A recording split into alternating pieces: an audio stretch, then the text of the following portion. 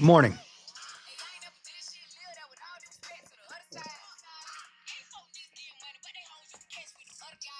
Is that? No, it's not.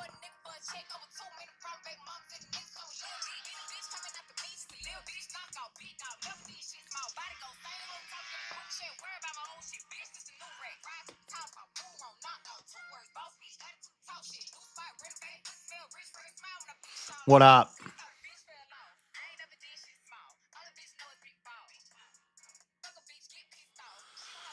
We're going to learn about Ukraine. We're going to read.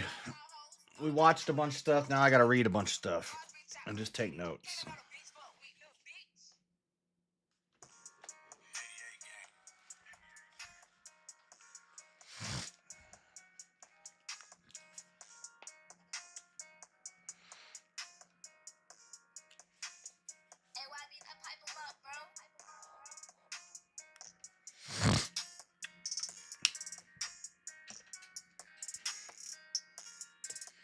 All right. Oh, I forgot. I can't just turn off my phone to stop the music now. Oh my gosh. I'm loving YouTube Premium. Holy cow. I listened to stuff all night last night and listened to music the whole time at the gym without having to skip an ad. Not once. That's crazy. That's crazy. What have I been missing out on? I guess people have been telling me to get YouTube Premium for like 4 years now, so I should have listened. All right. We're going to learn about Ukraine. We're going to learn a little bit about Ukraine. It's going to be boring. We're going to prep like Destiny preps. I'm just going to read Wikipedia. To be fair. Oh my God, that's getting overused.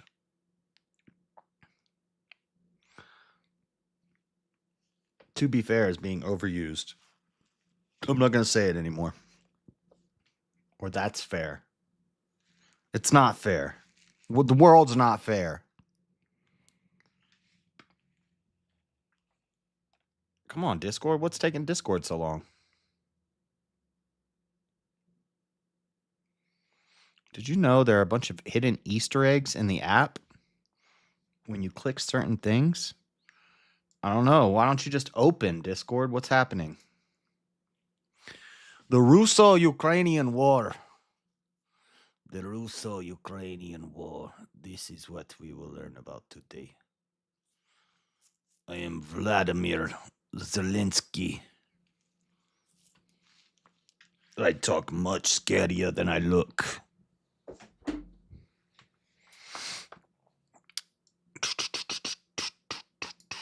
Xbox Game Pass is not included with Nitro. What the?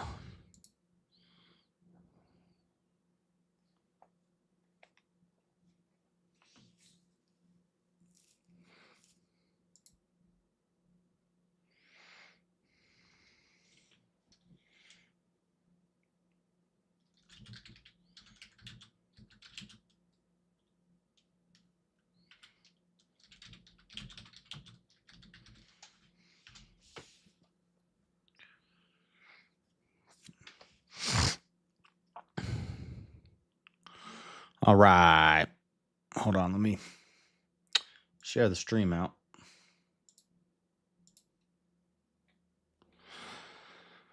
This will be kind of boring, but I'll try to make it interesting.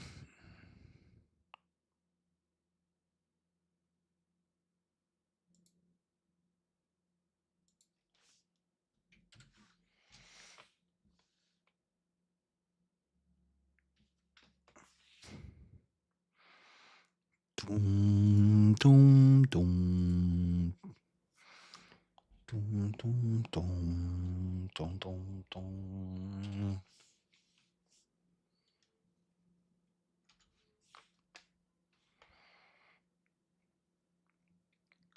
I'm looking at the debate from Teriak the other day on the thumbnail.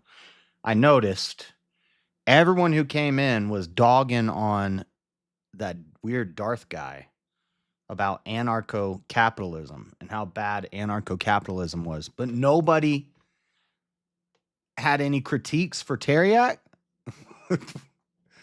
His system is just as dumb. His system is not National Socialism, but he calls it National Socialism to sound edgy. But it's not good. It's not a good look. People see that.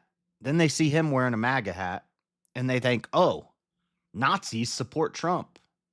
No, cut that out. Stop that. Don't do that. The system you're opposing is not National Socialism. You're opposing something completely different. So stop calling it that. That's not what it is.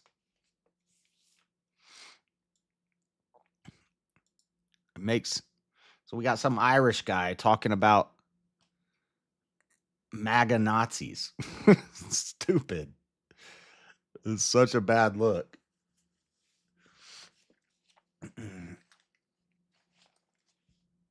Hit the like, Marilyn.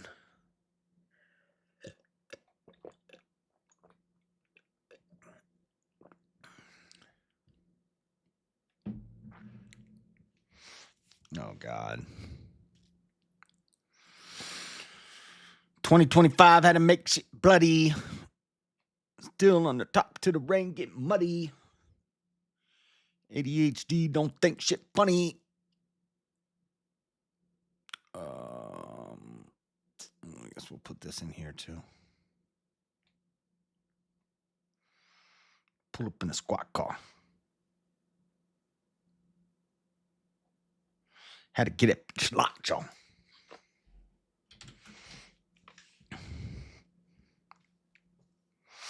All right.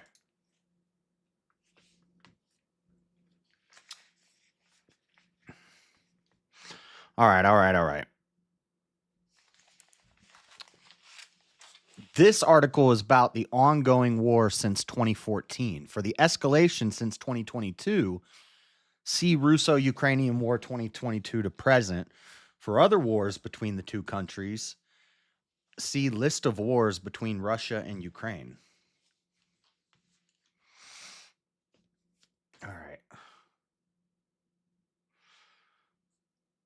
Well, we're going to read all of it. So we're going to be here for a while. We're just studying now. This is homework time. So it might be boring. This is what the morning streams are. Me just learning stuff. So you can sit and listen to me read. You sat and listened to me read the whole Bible. Well, the whole Old Testament. We're not done with that. I'm just going to take a break from it for a little while and then maybe start doing it once a week instead of 3 or 4 times a week. We'll slowly work through the New Testament. All right. The Russo-Ukrainian War. The Russo-Ukrainian War began in February 2014 and is ongoing. Following Ukraine's Revolution of Dignity. The Revolution of Dignity, also known as the Maidan Revolution or the Ukrainian Revolution, took place in Ukraine in February 2014. At the end of the Euromaidan protests, scores of protesters were killed by government forces during clashes in the capital, Kiev. How many people died in the Euromaidan protests?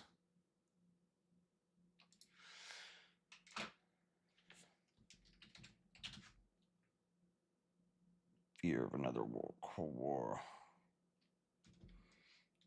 How many deaths? I think it was 100. But there was like 12 officers that died. Protests. During the Euromaidan protests in Ukraine, a total of 108 civilian protesters and 13 police officers were killed. So I was pretty close. I said 112. It was 108 and 13. The vast majority of these casualties occurred during the deadliest clashes and sniper fire between January and February of 2014. The fallen activists are collectively memorialized in Ukraine as the Heavenly 100. I don't know. Sounds like some peaceful protesters were starting some shit to me. All the lefties will say, it was just a peaceful protest and the cops just started killing people, which is the same thing they'll say about Black Lives Matter. It's the same thing they'll say about the ICE stuff. Ukraine belongs to Russia. It's terrorism. I don't care. I'm See, in this debate, this is actually a very easy debate for me because I don't have to pick sides with Russia and Ukraine.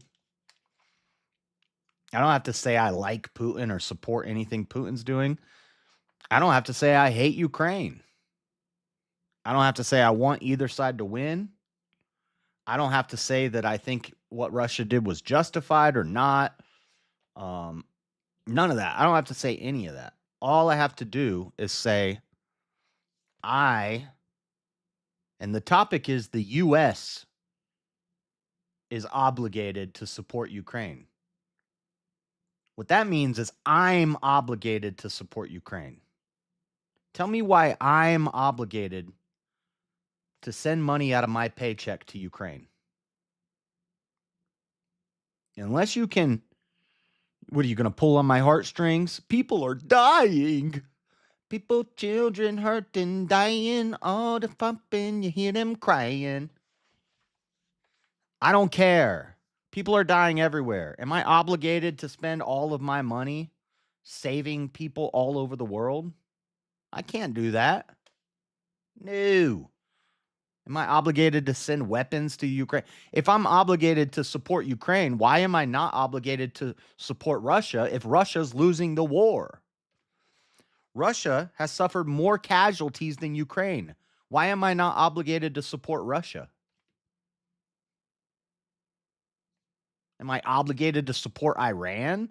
Am I obligated to support Venezuela because we killed their leader? No. I'm not obligated to do shit except eat, sleep, and breathe. I'm not even obligated to do that. I could just go somewhere and die. Facts, Jazz. Hard no. They set up biolabs over there. They make viruses to kill you. Okay. Again, I get it. I know about all that. But I don't even need to bring that up in the debate. I don't even need to say anything about that. All I have to say is no. Who am I obligated to support? If he would have to, he's going to have to do some sort of like, well, you're a Christian. Are you a Christian? I say, yeah. Well, aren't you obligated to give charity to widows and children or orphans and widows? Aren't you obligated to take care of orphans and widows? It's virtuous for me to do that. And I ought to give charity to them. But there's no obligation. My works are filthy rags. That's not going to get me into heaven.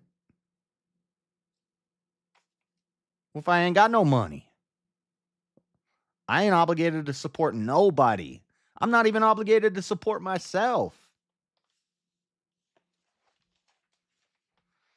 It's a rough topic for him. He's gonna have to say we signed an agreement with them that we would protect them if they gave away their nukes, and now it's our job to protect them. And I'm gonna say, well, Russia's winning. Now that Trump's in and we're giving them less support, they seem to be doing better. And Putin is about to end the war. Now, he's putting out all this propaganda that says he won the war. But everybody who's watching it is like, no, you didn't win, Putin. And he's about to call the war off. Once we started giving them less support. Seems like what they need is a strong American president who can handle diplomacy well and makes deals, and people come to agreements once they realize there's somebody serious in office who ain't going to support you. He'll blow you off the face of the earth if he has to. And then people come to the dealing table and they start talking. And then we give them less support and the war is ending. Wow, look at that. When you have some weak-ass Democrat president who just throws money and weapons at countries like Ukraine, seems like you have a perpetually endless war and never-ending deaths and never-ending war. Dylan gonna try to sound like a war hawk? He wants the war to go on forever? No. No. Not doing that. And then a question I thought about is diplomacy support? Like if I said Trump as our president is obligated to be diplomatic with all of these countries and attempt to solve problems. But is that support? I don't think so. Or if we do some sort of deal with Ukraine where we get rare earth and they get weapons, is trade support? I don't think so. Donating is support. Like just giving things is supporting. Somebody says you can support a charity, but you're not supporting Walmart when you go grocery shopping. You're giving them something, they're giving you something. That's trade. That's not support. So just because we have trade deals with them and we're obligated to fulfill our trade deals doesn't mean we're obligated to support them.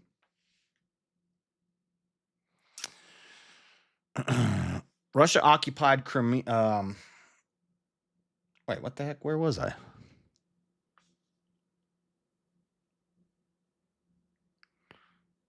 What the heck? Oh, the Revolution of Dignity. Russia occupied Crimea and annexed it from Ukraine. It then supported Russian separatist armed groups who started a war in the eastern Donbass region against Ukraine's military. In 2018, Ukraine declared the region to be occupied by Russia. The first 8 years of conflict also involved naval incidents and cyber warfare. In February of 2022, Russia launched a full-scale invasion of Ukraine and began occupying more of the country, starting the current phase of the war, the biggest conflict in Europe since World War II. The war has resulted in a refugee crisis and hundreds of thousands of deaths. Are we obligated to take in refugees from Ukraine? No. They want asylum. Well, asylum's not the same as a refugee, right? But no, we're not obligated to take their refugees in either. Europe can do that. They should go to the next safest country, which is not across an ocean.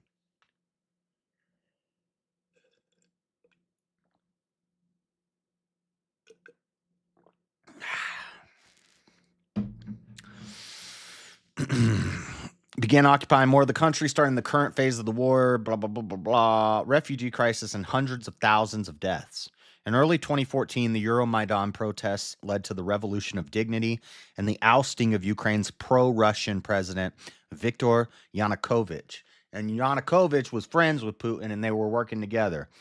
When he got ousted after these protests, this revolution,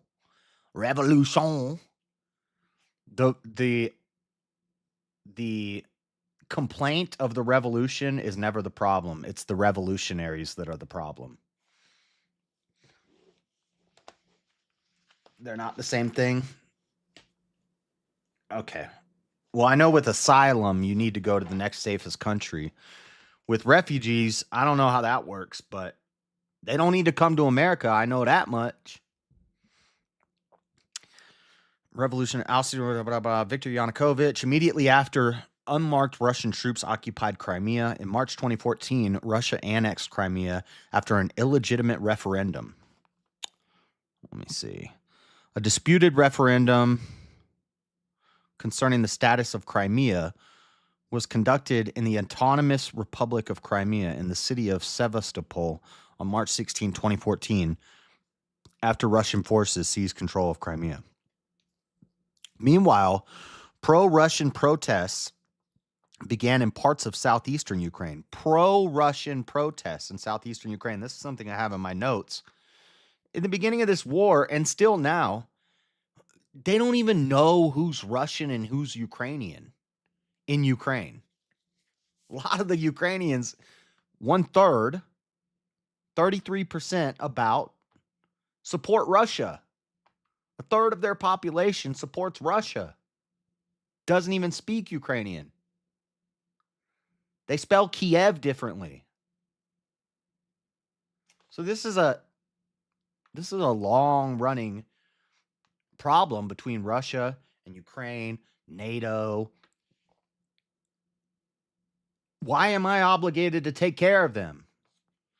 It's got to come down to some sort of deal that was made in the past. And in America, we have elections every 4 years. And if a president comes in and he does dumb shit, and then we vote him out and get somebody new in who says, I'm going to change that, we're not doing that anymore. And he's mandated. The people say, yeah, I'm tired of my money going to all these foreign countries. We're voting you in so you can fix this. And he comes in and he fixes it. You can't hold us responsible or obligated to serve out something that some dumbass put into place. 2014, who was it? Obama? No, well, the nuke thing was way before that, which also we need a Bucharest summit. See, this is starting at 2014. I need to go back to 1994. 1994, Ukraine becomes a NATO partner. Then the Bucharest summit in 2008, they declare they will join NATO. In 1991, Ukraine declares independence. 1997, borders demanded by Putin in 20. That's a bad note. 1997, borders demanded by Putin in 2021. I wrote compromise can be made. There's compromises that can be made on that. We're going to have to read about some of these notes I have. In April 2014, Russian-backed militants seized towns and cities in Ukraine's eastern Donbass region and proclaimed the Donetsk People's Republic and the Luhansk People's Republic as independent states, starting the Donbass War. Russia covertly supported the separatists with its own troops, tanks, and artillery, preventing Ukraine from fully retaking the territory. The International Criminal Court, the ICC, judged that the war was both a national and international armed conflict involving Russia, and the European Court of Human Rights judged that Russia controlled the DPR and the LPR, Donetsk People's Republic and the Luhansk People's Republic, LPR, DPR. From 2014 onward. In February 2015, Russia and Ukraine signed the Minsk II agreements, but they were never fully implemented in the following years.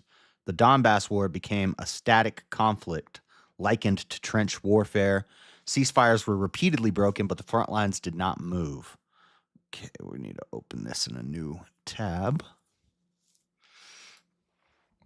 Okay, let's read. Oh, is this all in here?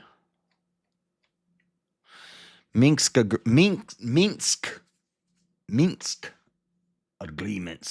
What's up, Brev? We're not required to pay. It's just like a donation thing. The Minsk agreements were a series of international agreements which sought to end the Donbass War, fought between armed Russian separatist groups and armed forces of Ukraine, with Russian regular forces playing a central part. After a defeat at Lovaisk at the end of August 2014, Russia forced Ukraine to sign the first Minsk Protocol, or the Minsk I.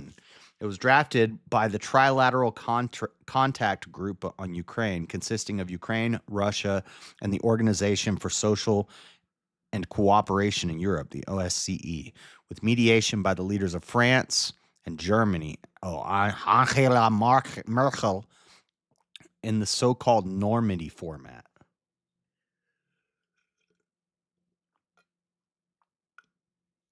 After extensive talks in Minsk, Belarus.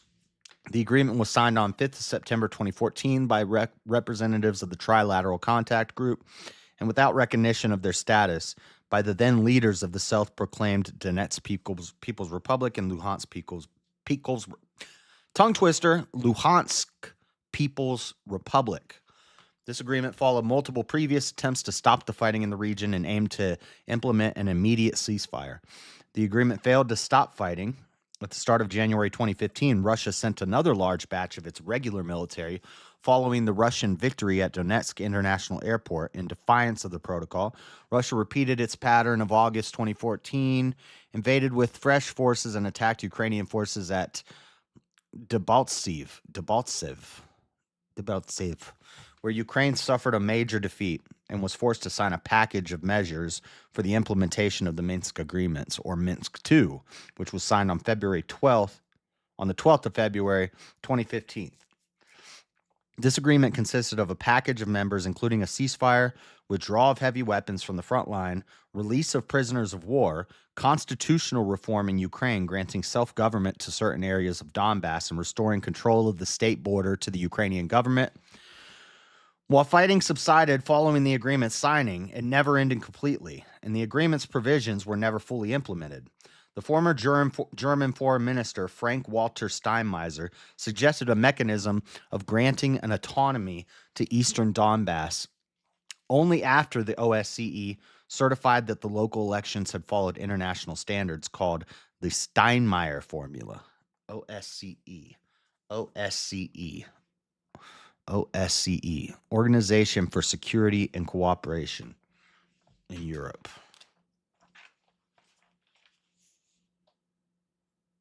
Did I already write that down somewhere?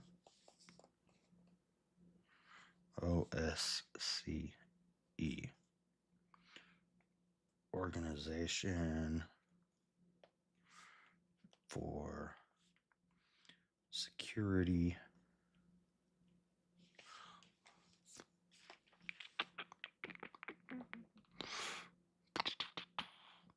not to be confused with OSCE Minsk Group or Minsk Convention on Legal Assistance and Legal Relations in Civil, Family, and Criminal Matters. Security and Cooperation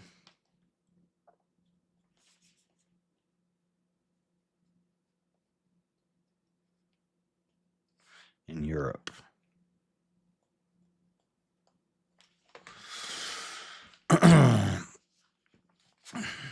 Where was I? Including a ceasefire, withdrawal of heavy weapons from the front line, release of prisoners of war, constitutional reform in Ukraine granting self-government to certain areas of Donbass, restoring control of the state border of the Ukrainian government.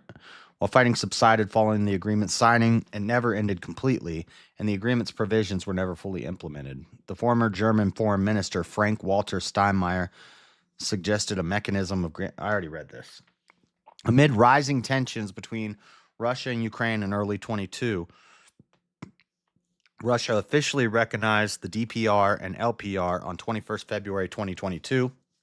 Following that decision, on 22nd of February 2022, Russian President Vladimir Putin declared that the Minsk agreement no longer existed and that Ukraine, not Russia, was to blame for their collapse. Russia then launched a full invasion on Ukraine on 24th of February 2022. We watched that speech the other night from Putin. It's a famous speech because it was right before he started the war.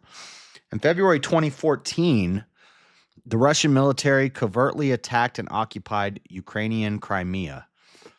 Protests and unrest started in eastern and southern Ukraine, which researchers characterized as unclear to what extent they were initiated by local dissatisfaction with the situation in Kiev and to what extent they were organized and supported from Russia. In spring, DPR and LPR, two unrecognizable statelets, were created in Ukrainian Donbass by Russian actors. There, the Kremlin government used some of its techniques it used before during the creation of separatist enclaves in Moldova and Georgia. Russia then proceeded to establish the narrative and negotiation position in order to trap the victims of Russian aggression and involve Western states in the logic of frozen conflict. Umlaut and Essen. I gotta turn the air on. It's too hot in here. Let me get my air going real quick.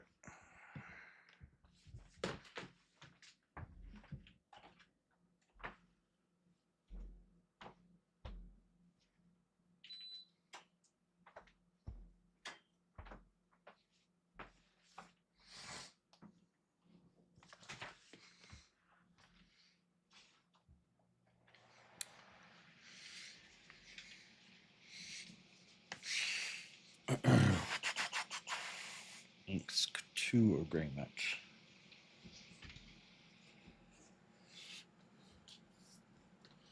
All right.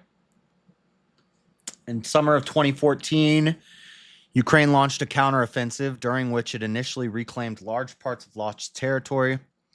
Russia had been sending special forces operatives, irregulars, and small groups of regular Russian forces until late August 2014, when, for the first time, Russia engaged large numbers of unmarked regular military forces to help its proxies in Donbass.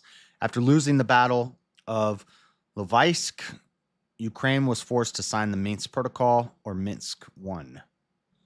Minsk Protocol by the end of August 2014, after defeating Ukraine at, am I saying this right? Lovaisk? Russia narrowly saved its Donbass proxies from defeat and used a show of force to cement their presence. The next step for Russia was to stabilize its control, while Ukraine wanted to prevent a military defeat. Western governments feared escalation. The Minsk Protocol was drawn up by the Trilateral Contact Group on Ukraine, which consisted of representatives from Ukraine, Russia, and the OSCE. Meetings of the group, along with informal representatives of the breakaway Donetsk and Luhansk People's Republic, took place on 31st of July, 26th of August, 1st of September, and 5th of September 2014. The text of the protocol consists of 12 points. To ensure an immediate bilateral ceasefire, to ensure the monitoring and verification of the ceasefire by the OSCE, decentralization of power, including through the adoption of the Ukrainian law on temporary order of local self-governance, in particular districts of Donetsk and Luhansk oblasts, to ensure the permanent monitoring of the Ukrainian-Russian border and verification by the OSCE with the creation of security zones in the border regions of Ukraine and the Russian Federation, immediate release of all hostages and illegally detained persons, a law preventing the prosecution and punishment of people in connection with the events that have taken place in some areas of Donetsk and Luhansk oblasts, to continue the inclusive national dialogue, to take measures to improve the humanitarian situation in Donbass, to ensure early local elections in accordance with the Ukrainian law on temporary order of local self-governance in particular districts of Donetsk and Luhansk oblasts,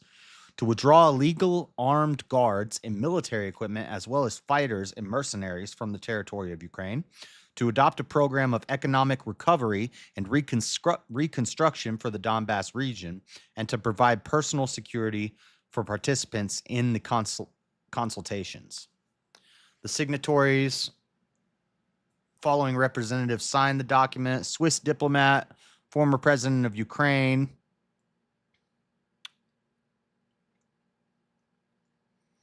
it's not even signed under the same president,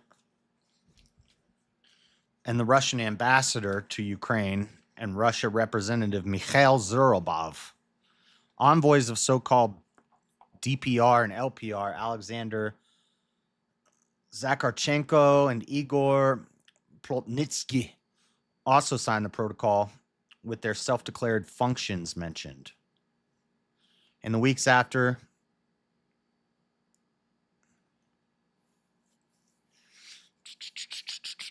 where was I? Signatories. In the 2 weeks after the Minsk Protocol was signed, there were frequent violations of the ceasefire by both parties to the conflict. Both parties violating the ceasefire.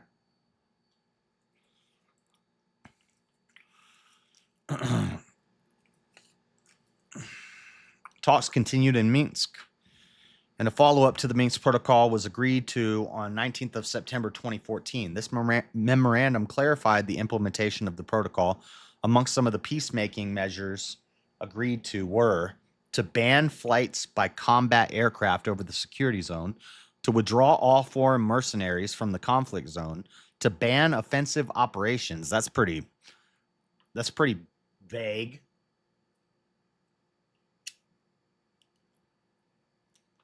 Who decides what an offensive operation is?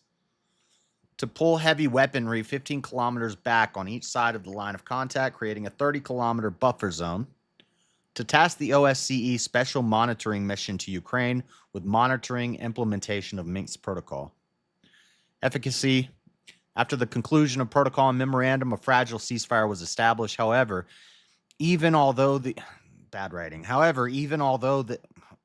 agreement met Russian interests, the fighting has not stopped. The Second Battle of Donetsk Airport broke out, and both parties continued to accuse each other of ceasefire violations. In late October, DPR Prime Minister and Minsk Protocol signatory Alexander Zakharchenko said that his forces would retake the territory they had lost to Ukraine forces during a July 2014 offensive, and that DPR forces would be willing to wage heavy battles to do so. Subsequently, Zakharchenko said that he had been misquoted and that he had meant to say that these areas would be taken through peaceful means. Sure you did, buddy.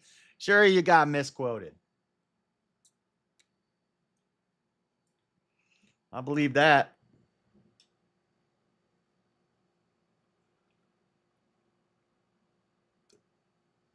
It collapses by 2015.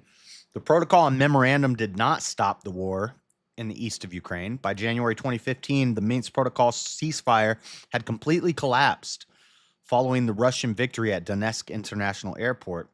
In defiance of the protocol, DPR spokesman Eduard Basulin said that the Minsk memorandum will not be considered in the form it was adopted. Later in the day, DPR leader Alexander Zakharchenko said that the DPR will not make any attempts at ceasefire talks anymore and that his forces were going to attack right up to the borders of Donetsk region. The New York Times said that the ceasefire had all but vanished. In January to February, Russia repeated its pattern of August 2014, invaded with fresh forces and attacked and defeated Ukrainian forces at Debaltseve, forcing Ukraine to sign a package of measures for the implementation of the Minsk Agreements, or Minsk II. I don't see where I'm getting obligated here. This is not, I'm just figuring out about history right now, but this is not helping me figure out if I'm obligated. Minsk II, February 2015. Successive attempts to resolve the ongoing war in the Donbass region of Ukraine had seen no result by the start of February 2015. While the Minsk Protocol of 5 September 2014 did significantly reduce fighting in the conflict zone for many months, minor skirmishes continued. At the start of January 2015, Russia sent another large batch of its regular military, which together with separatist forces of the Donetsk People's Republic and Luhansk People's Republic, began a new offensive on Ukrainian-controlled areas, resulting in the complete collapse of the Minsk Protocol ceasefire. After heavy fighting, DPR forces captured the symbolically important Donetsk International Airport on the 21st of January, the last part of the city of Donetsk that had been under Ukrainian control. Following this victory, Russian military, together with separatist forces, pressed their offensive on the important railway and road junction of Debaltseve in late January. This renewed heavy fighting caused significant concern for the international community.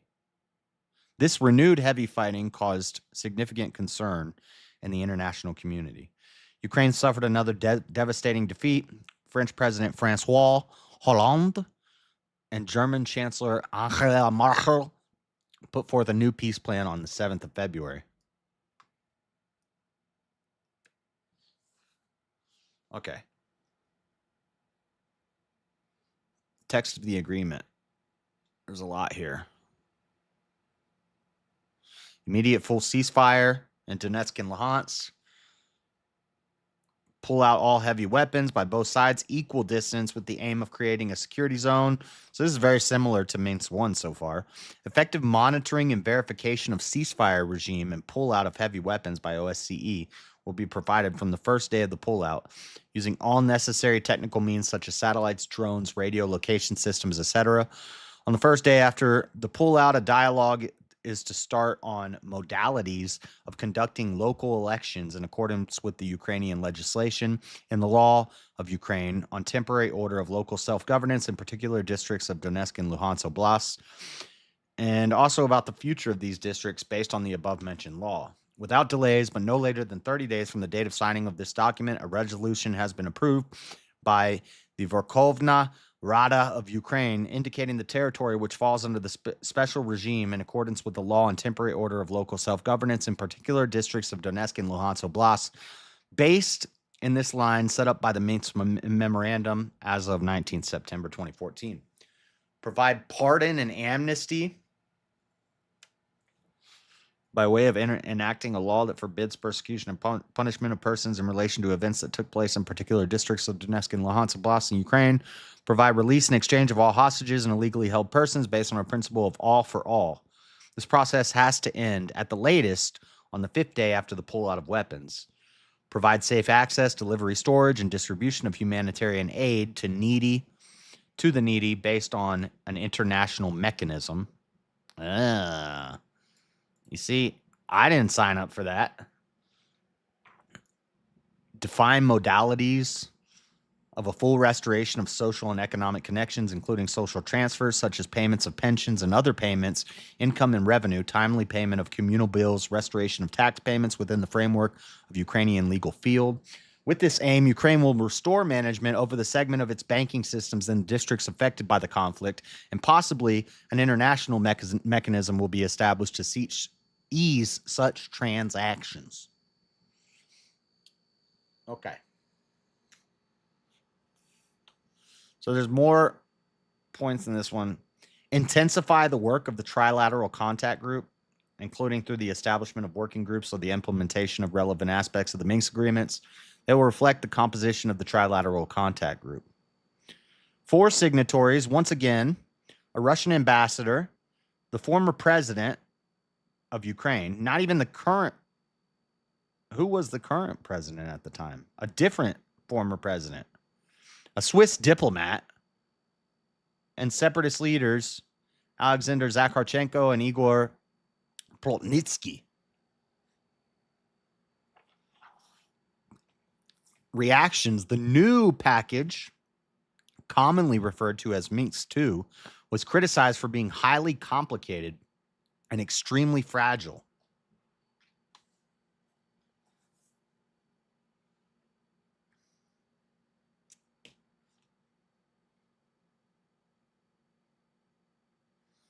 New York Times reported that the plan had included some tripwires, such as not demarcating control over the city of Debaltseve, which was the site of the most fierce fighting at the time of the plan's drafting. Following the Minsk talks, Chancellor Merkel, President Holland, and President Poroshenko attended a European Union summit in Brussels.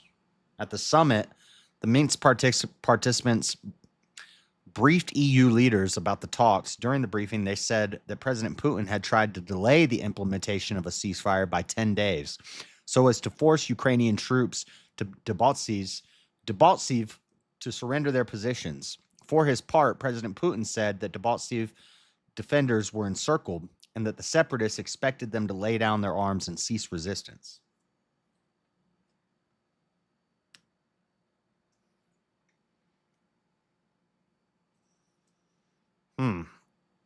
Efficacy.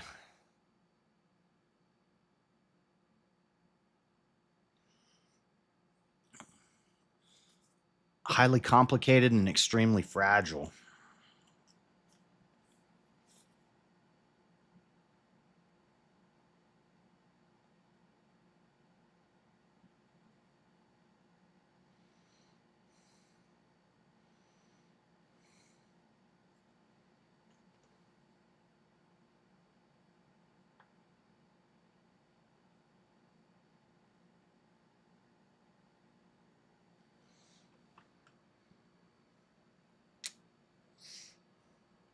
Okay, enough about the Minsk agreement. Let's go back here. All right. Now, where were we? Beginning in 2021, there was a massive Russian military buildup near Ukraine's borders, including within neighboring Belarus. Russian officials repeatedly denied plans to attack Ukraine. I remember when this was going on, everybody said, no, no, no, it's not going to happen. And then it did happen, and everybody said, oh, Russia's going to win in 2 days. And that didn't happen.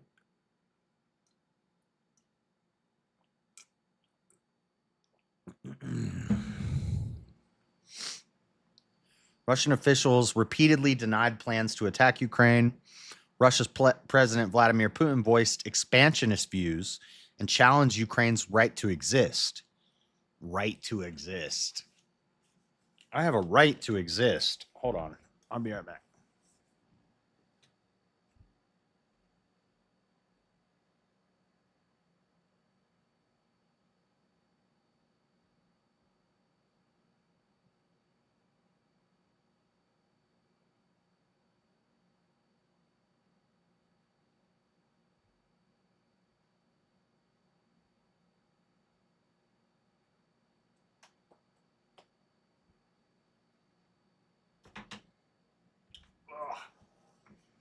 By the way, we're gonna do chair stream tonight, and then I think Easy's starting his 55-hour thing tomorrow morning. So right around the time chair stream's ending, his thing will start. But since he's doing his big stream this weekend, I might wait till next weekend to do mine.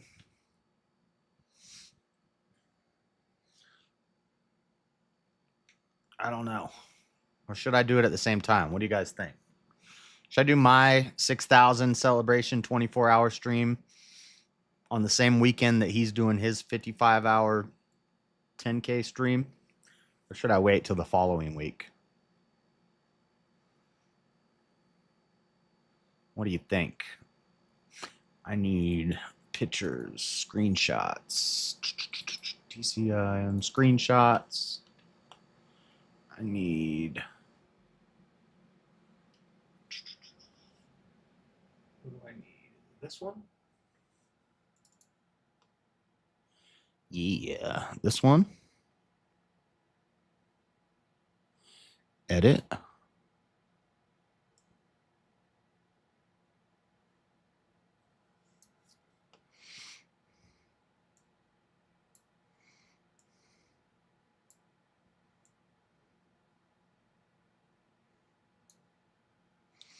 Save. Pictures.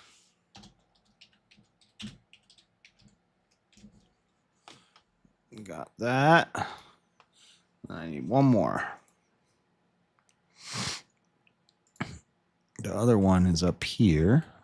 Sorry, I'm doing secret stuff. Secret stuff.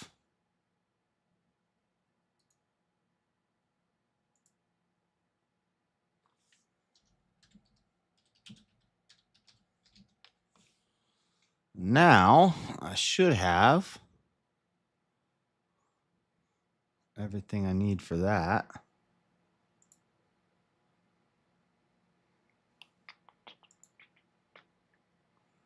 Saved pictures.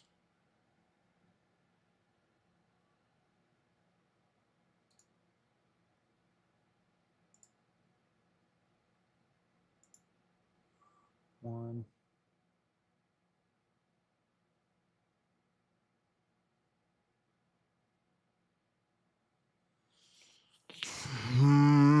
Where the heck is it?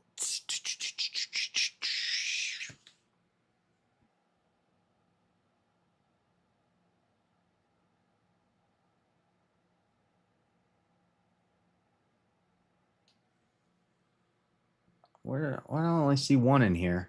One.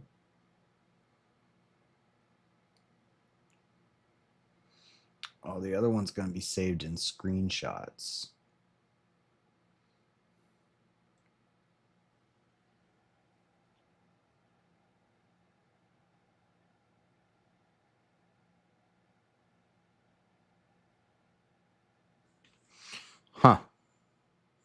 I just saved an image and now it's not in here.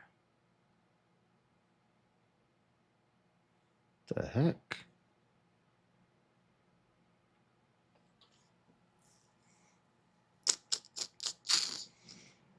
Background 2. No.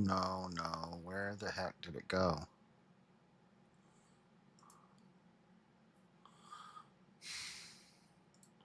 Sorry, I'm trying to find something.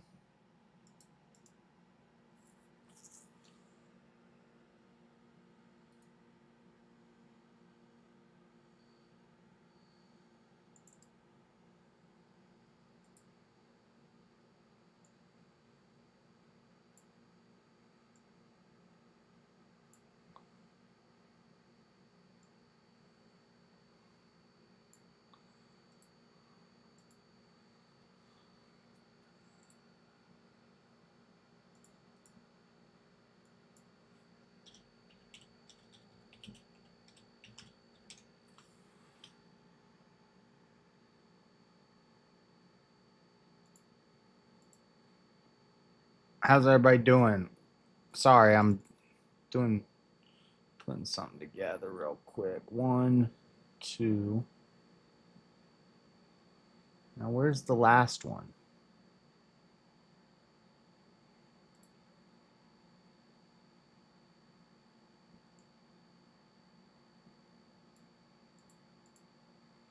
There we go. 1,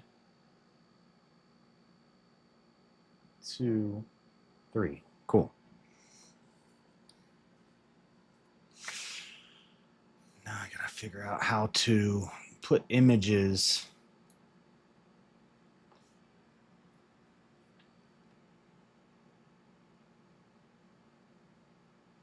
I'll do that after this is over. All right. Back to this. Where was I?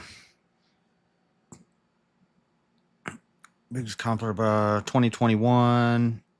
Okay, Russia's building up on the borders in 2021. February 2022, Putin announced a special military operation to demilitarize and denazify Ukraine. That's referring to the Azov Battalion. Remember in the very beginning of this, they were talking about the chemical labs and they were talking about the Azov Battalion. At the time, back under Biden, YouTube was very heavily censored. You could get your channel taken down just for mentioning the Azov Battalion or saying anything that sounded remotely in support of Russia and Putin. You could lose your channel. It was as bad as COVID, as bad as the 2020 election. If you said anything about it, they would come after you. They'd say you're supporting Russia. They even put out a thing on Facebook, I think it was. I remember, and it said any posts that seem like you're supporting Russia, you lose your Facebook. People forget, man. I got my Facebook banned for making a post in support of Kyle Rittenhouse. They said I was supporting a terrorist. I got a 30-day ban on Facebook for supporting a terrorist because I made a post about Kyle Rittenhouse saying he was innocent. Turns out he was innocent. I never got that ban taken off my account. What happened with that? I was innocent. Who do I sue? Okay. Denazify Ukraine, claiming Russia had no plans to occupy the country. The Russian invasion that followed was internationally condemned. Many countries imposed sanctions against Russia and sent humanitarian and military aid to Ukraine. In the face of fierce resistance, Russia abandoned an attempt to seize Kiev in early April. In August, Ukrainian forces began liberating territories in the northeast and south. In September, Russia declared the annexation of 4 partially occupied provinces, which was internationally condemned. Since then, Russian offensives and Ukrainian counteroffensives have gained only small amounts of territory. The invasion has also led to attacks in Russia by Ukrainian and Ukrainian-backed forces. Ooh, look at that. Among them, am I obligated to support Russia if Ukraine is attacking Russia? Among them, a cross-border offensive into Russia's Kursk region in August 2024. Russia has repeatedly carried out deliberate and indiscriminate attacks on civilians far from the front line. The UN Human Rights Office reported that Russia was committing severe human rights violations in occupied Ukraine. The ICC opened an investigation into war crimes and issued arrest warrants for Putin and several other Russian officials. Russia has repeatedly refused calls for a ceasefire.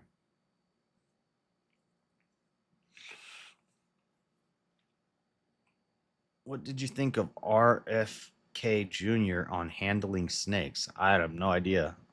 I don't even know what that means. Handling snakes. What's up, Cameron? I need to fix this AI chat autocorrect thing that I got going on here. Somebody was going to tell me how to do it one night. I should have just listened and did it then.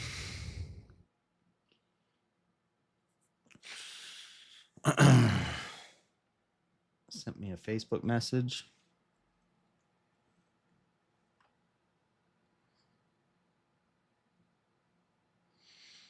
$20.25, gotta make buddy.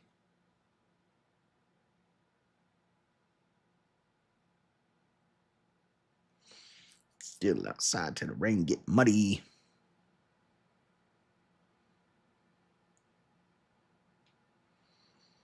RFK Jr. captures 2 snakes off of Dr. Oz's patio.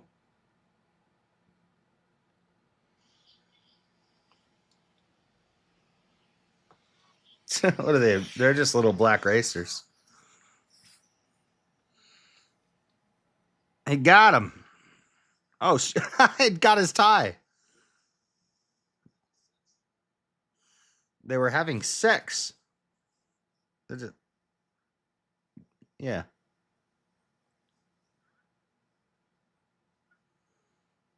They're just little black racers. They're trying to bite him. He got bit.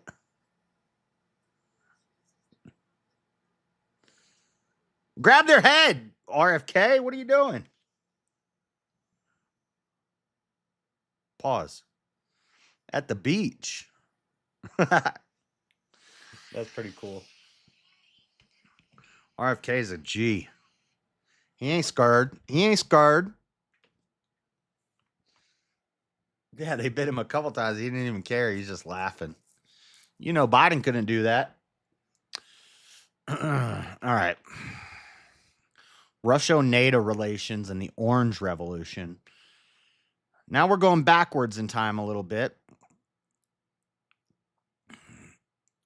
Clinton, Russian President Yeltsin, and Ukrainian President Kravchuk, after signing the trilateral statement, Russia and U.S. agreed to respect Ukraine's sovereignty in return for Ukraine giving up its nuclear weapons. So this, I think, is what he's going to go to, is this trilateral statement.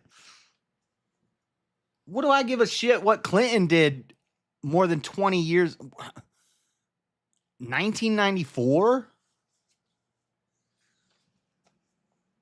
That's 32 years ago. What do I care what Clinton signed 32 years ago?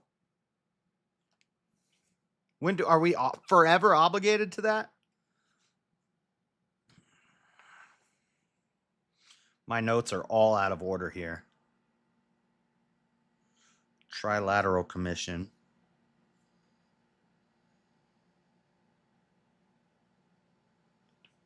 I think I already wrote Bucharest. No, Bucharest Summit was...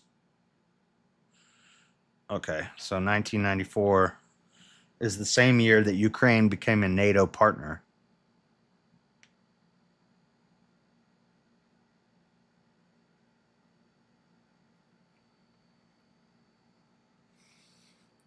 Yeah, please tell me that I'm obligated to take care of Ukraine because of something that Clinton signed in 1994.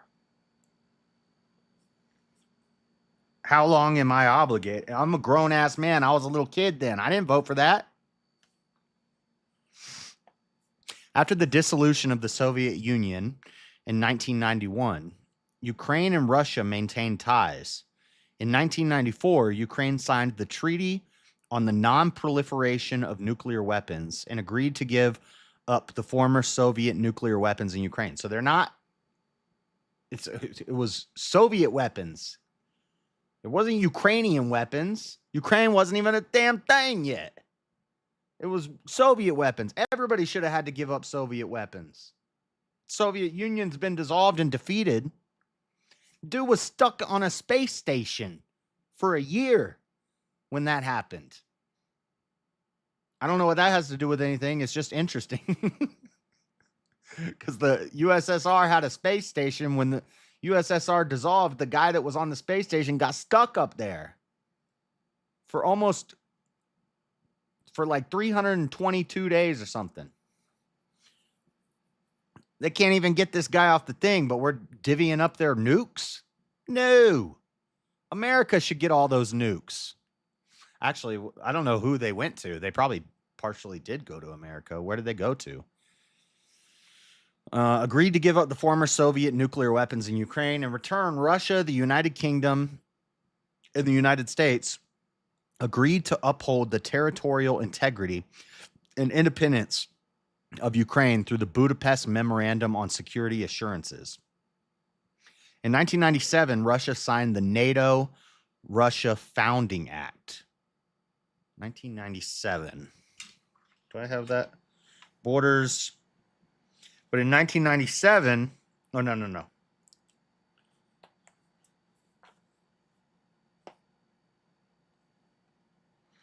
Okay, 1997. Yeah, I'm going to have to rework this timeline because I have everything out of order here. What is this? The NATO-Russia Founding Act. It affirmed that NATO and Russia do not consider each other as adversaries and would work together. It acknowledged that NATO has expanded and will continue to expand its political functions. In 1999, Russia was one of the signatories of the Charter for European Security, affirming the right of each state to choose or change its security arrangements and to join military alliances if they wish. Several former Eastern Bloc countries joined NATO, partly in response to regional security threats involving Russia. In 2005, Putin said that if Ukraine and other former Soviet states wanted to join NATO, we will respect their choice because it is their sovereign right to decide their own defense policy, and this will not worsen relations between our countries. Putin later said Western powers broke promises not to let any Eastern European countries join. So Putin's going back and forth like he always does, you know. Does Clinton have dementia? He looked rough at that hearing. What hearing? Clinton was at a hearing? Oh, the Epstein hearing? He's getting old as shit. And he probably doesn't have as much access to children's adrenochrome anymore. I'm not supposed to say that word on YouTube.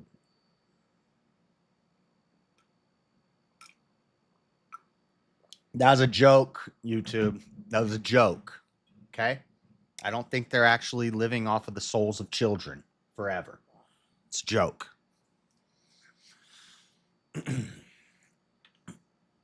Yeah, that one. Now, what I have in my notes. Okay, so this is much later. So in 99.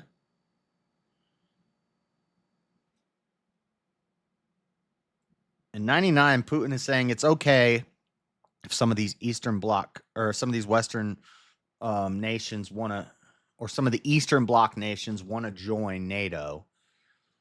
But then by 2021, Putin is saying, I want the old borders back. I want the 1997 Bucharest Agreement borders back, which he's not going to get that. He was never going to get that.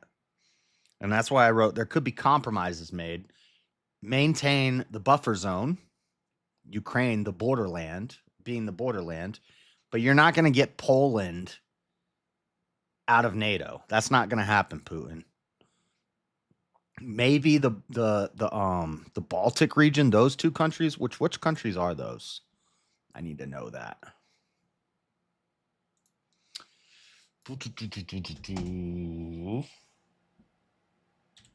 NATO countries. North Atlantic Treaty Organization, 32 member countries.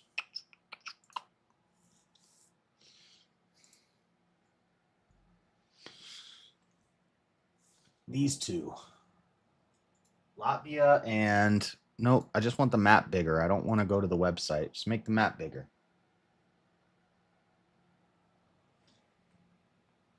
Lithuania? Is that what that says? Lithuania? Ain't that the smallest country in the world? No. No, that's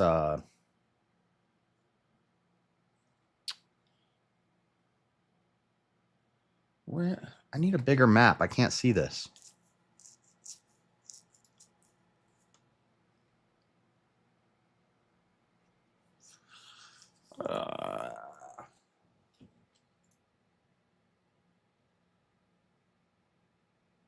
Luxembourg. Luxembourg is the smallest country in the world, not Lithuania. But this, I can't read this. What the heck does that say? What is the... Okay, Belarus, Ukraine, but it's Latvia and... I can't see it, but they have two NATO countries bordering Russia up here in the Baltics, which that's already encroaching on Russia's borders. They're probably not happy about that, but maybe they can make exceptions there. That keeps them from accessing, what is this, the Scandinavian Sea, or what is the sea called?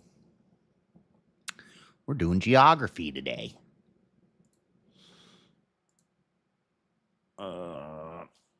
Map. World map. 2025, gotta make shit bloody.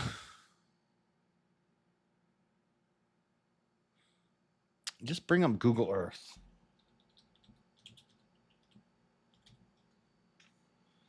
Google Earth. Take me to Russia. Russia.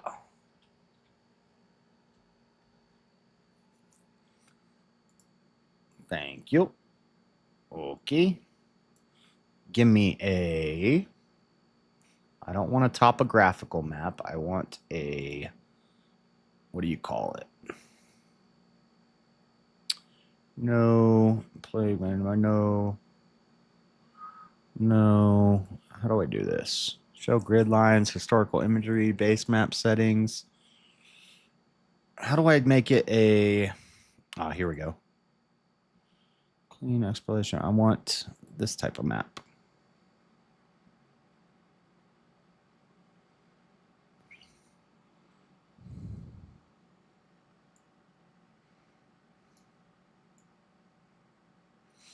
Damn, Russia is big. I'm not even in the right part of Russia.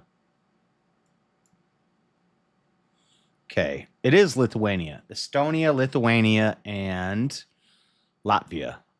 So Lithuania doesn't border Russia, but Latvia and Estonia do. The Baltic, they prevent Russia. Well, Russia still can access the Baltic Sea right up here.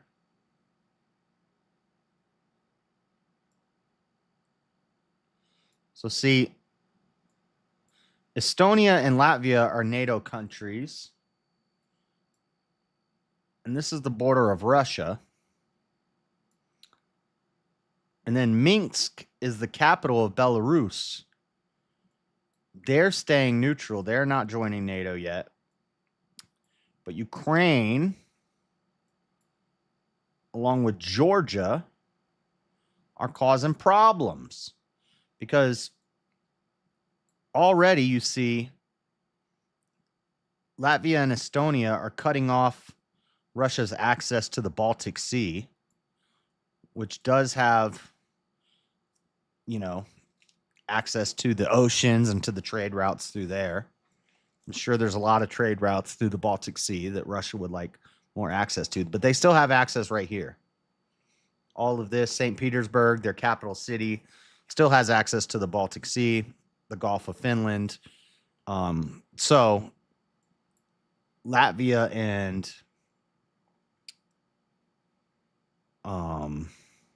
Estonia aren't a huge problem. Plus, there's these giant bodies of water. So that's okay. Belarus is trying to stay neutral. The capital city of Belarus is Minsk, which is probably why it's called the Minsk Agreement. But Ukraine, look at what happens if Ukraine and Georgia become NATO countries. Russia still has access to the Black Sea right here. But all of this, high quality land now becomes NATO land. And they're surrounding Russia on this whole side. Russia doesn't want that. Russia wants a buffer zone here. But in 2021, Putin says, I want the old borders back, which includes like Bulgaria, Romania, Poland, all these countries to leave NATO. That's not going to happen. Is it so much to ask that Ukraine stay neutral and stop pushing NATO up on the edge of Russia, putting weaponry on Russia's borders? They don't like that. Regardless of who's right or wrong, it's not my responsibility over here in Utah to save these people.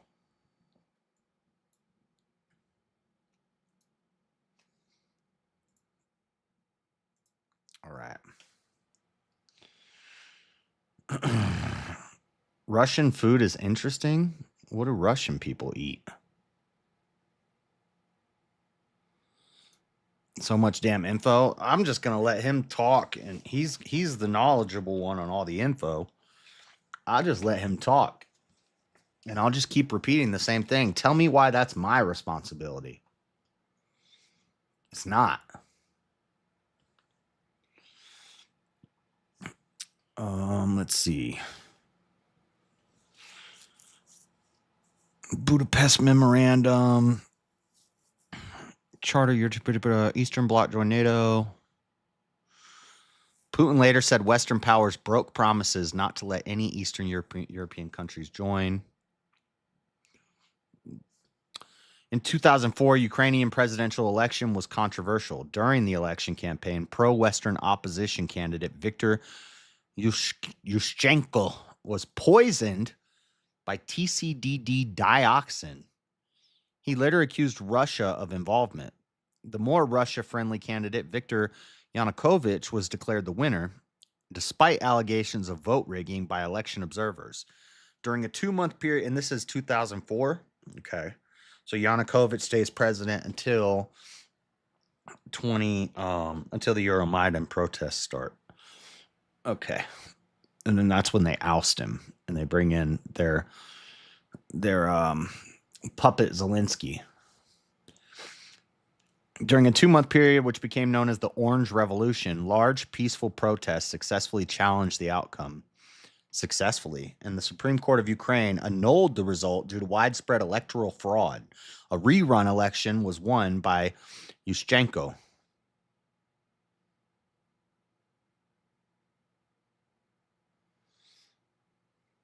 The Russian government sees the Orange Revolution as one of the color revolutions by former Soviet states.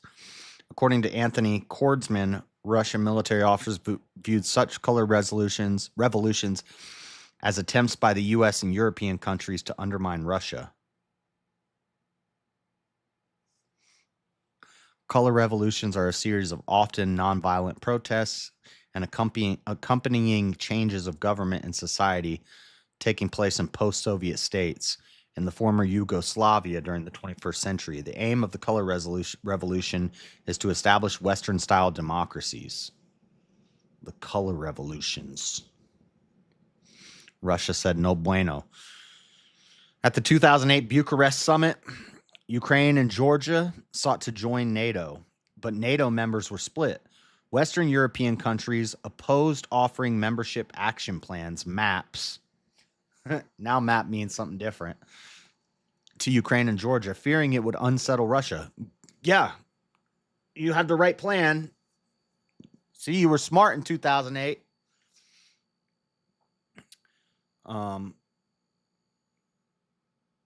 NATO refused to offer Ukraine and Georgia MAPs, membership action plans, but also issued a statement agreeing that these countries will become members of NATO at some point.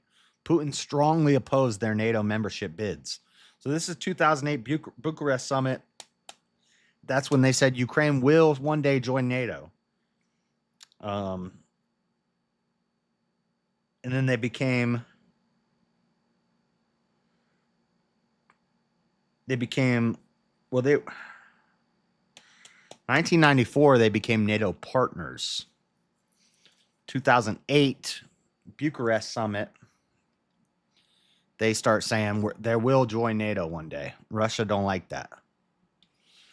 Russia invaded Georgia in August 2008 and took control of the breakaway regions of Abkhazia and South Ossetia, demonstrating Russia's willingness to use military force to attain its political objectives.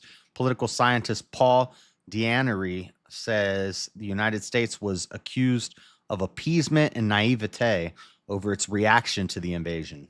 The West's weak response in 2008 and later in 2014 contributed to Russia's assessment of Western warnings against 2022 invasions as not serious. And according to political scientist Samuel Ramani, encouraged further Russian aggression. So, who's president? So this is Bush, right? Who's president in 2008? Obama? Pretty much it's Clinton, Obama, Biden. Problems in Russia. Was Obama 2008 to 2016?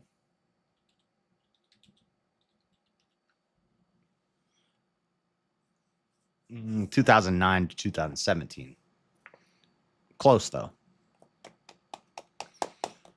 And who's the president in 2014? Oh, well, I mean, 1994 is Clinton. He signs a stupid deal. Then Obama. Russia attacks Georgia. Then Biden. Russia goes to war with Ukraine. Seems to me we have an obligation not to elect Democrats. That's the only obligation I see. I don't see an obligation to support Ukraine. I see an obligation to support Republicans. Russia seems to listen better.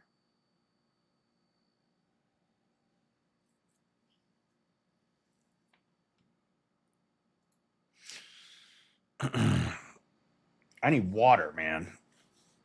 I'm too caffeined out right now.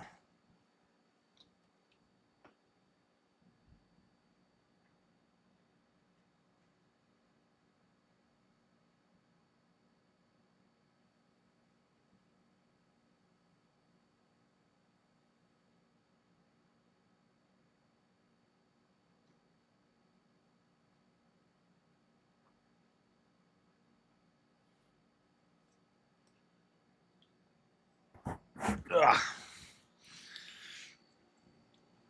I drink pre-workout and now coffee. Too much caffeine. I'm feeling jittery.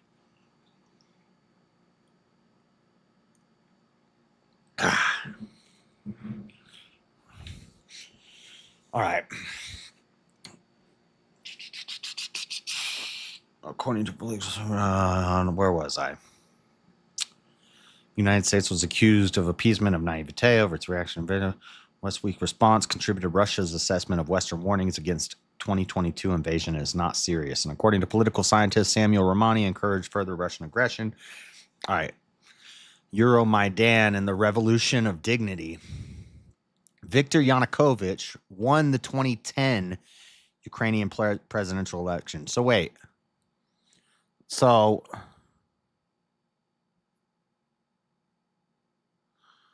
2004,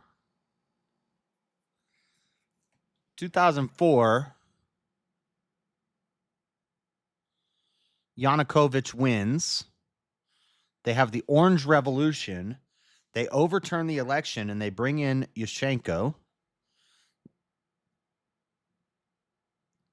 Then in 2010, 6 years later, Yanukovych wins again. In early 2013, the Ukrainian parliament overwhelmingly approved of finalizing a free trade and association agreement with the EU. The Kremlin pressured Ukraine to reject this agreement. Russia imposed embargoes on Ukrainian goods and threatened further sanctions. Kremlin advisor Sergei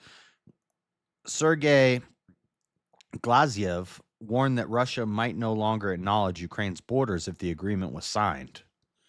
Under pressure from Russia, in November 2013, Ukraine seems like the EU and NATO are just causing problems in Russia.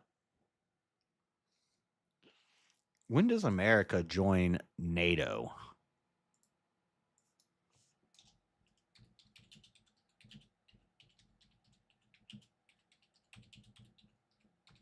Probably from the beginning. 1949. One of the 12 founding members. Yep, that makes sense. But now it's the EU causing problems.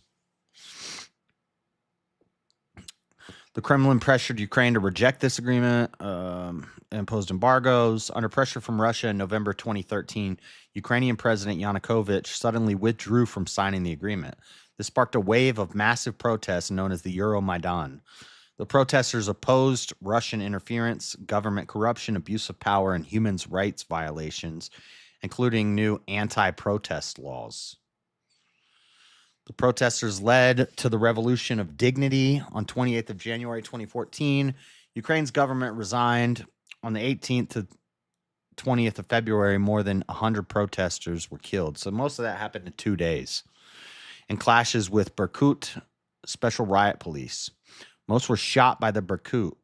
On the 21st of February, President Yanukovych and the opposition leaders signed an agreement to bring about an interim unity government, urgent constitutional changes which needed to be signed by the president, and early elections. However, Yanukovych secretly fled the capital that evening and did not inform parliament of his whereabouts. The next day, Ukraine's parliament unanimously voted to remove Yanukovych from office.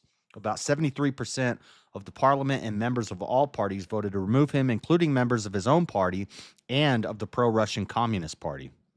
On the 27th of February, an interim government was established and early presidential elections were scheduled. The following day, Yanukovych resurfaced in Russia and declared that he remained the president of Ukraine.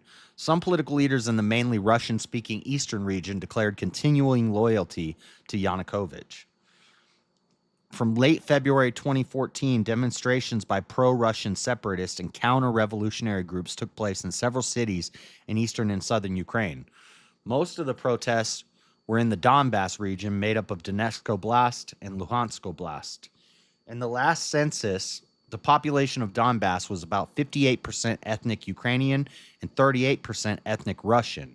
Donetsk was 57% Ukrainian, 38% Russian, while Luhansk was 58% Ukrainian and 39% Russian. So a large chunk of their population supports Russia. A national survey held in March to April of 2014 found that 58% of residents in the Donbass wanted to remain part of a unitary or federal Ukraine, while 31% wanted the region to separate from Ukraine. There were smaller protests in Kharkiv and Odessa. The first protests were largely native expressions of discontent with the new Ukrainian government. On the 23rd of February 2014, Ukraine's parliament adopted a bill to revoke the status of Russian as an official state language. The bill was not enacted, but the proposal caused anger among some Russian speakers in Ukraine.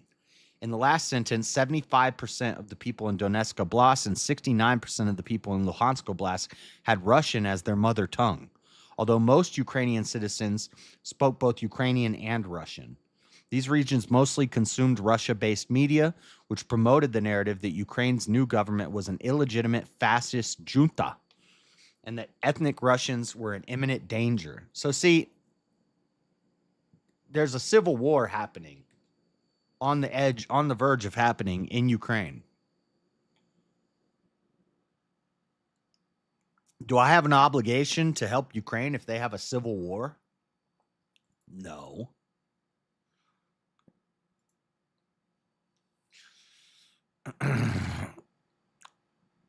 Russia used the protests to launch a campaign of political warfare, information warfare, and irregular warfare against Ukraine. Leaked emails and telephone calls later revealed that the Russian state had funded the separatists and had organized separatist protests, mainly through Kremlin advisors Vladislav Surkov and Sergei Glaziev. Ukrainian authorities arrested local separatist leaders in early March. These leaders were replaced by men with ties to Russia's security services and Russian business interests.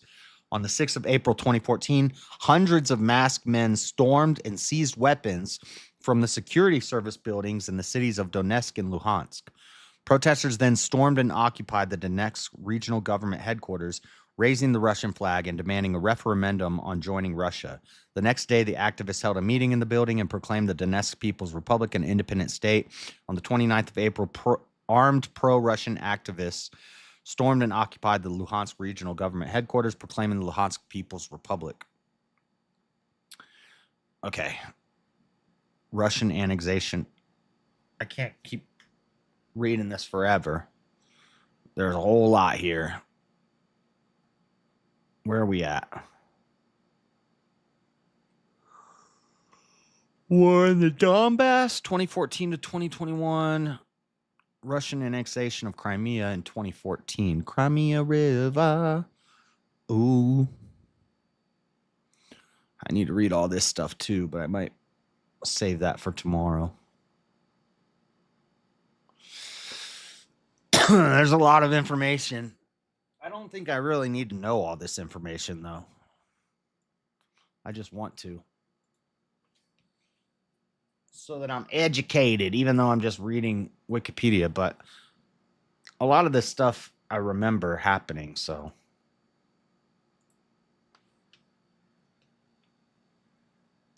Oh, crap. I forgot to do the thing I was supposed to do.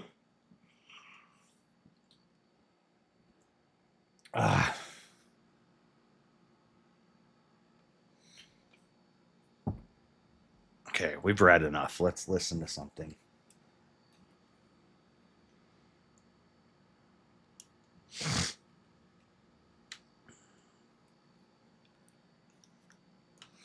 Let me see if I can clone this.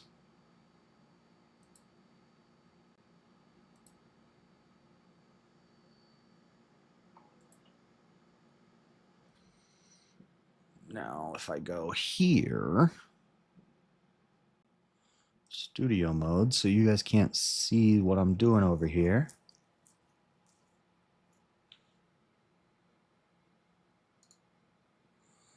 Remove this, yes. Duplicate this, yes. Now, how do I add image?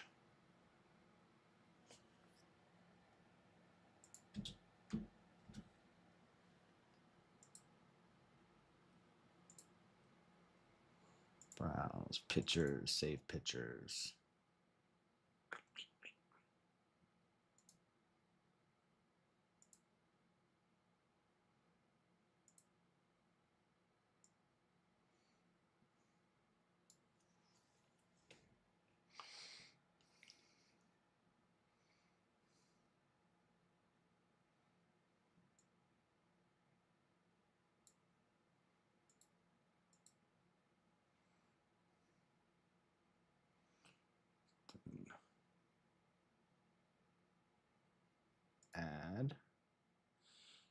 image.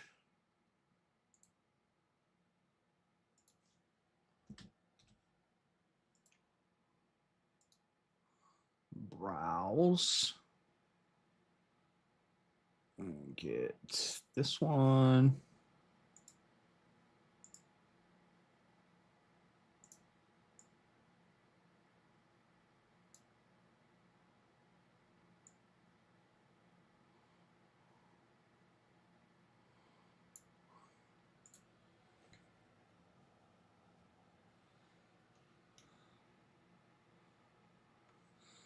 Want this to be behind that.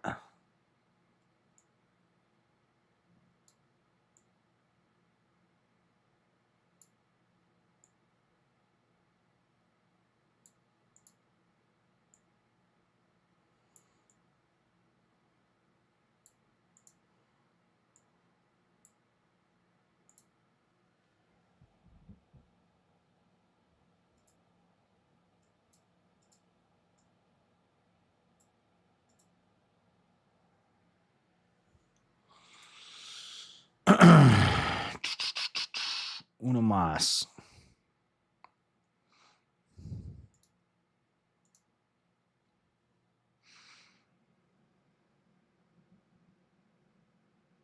Mighty Mouse sends GSP airborne.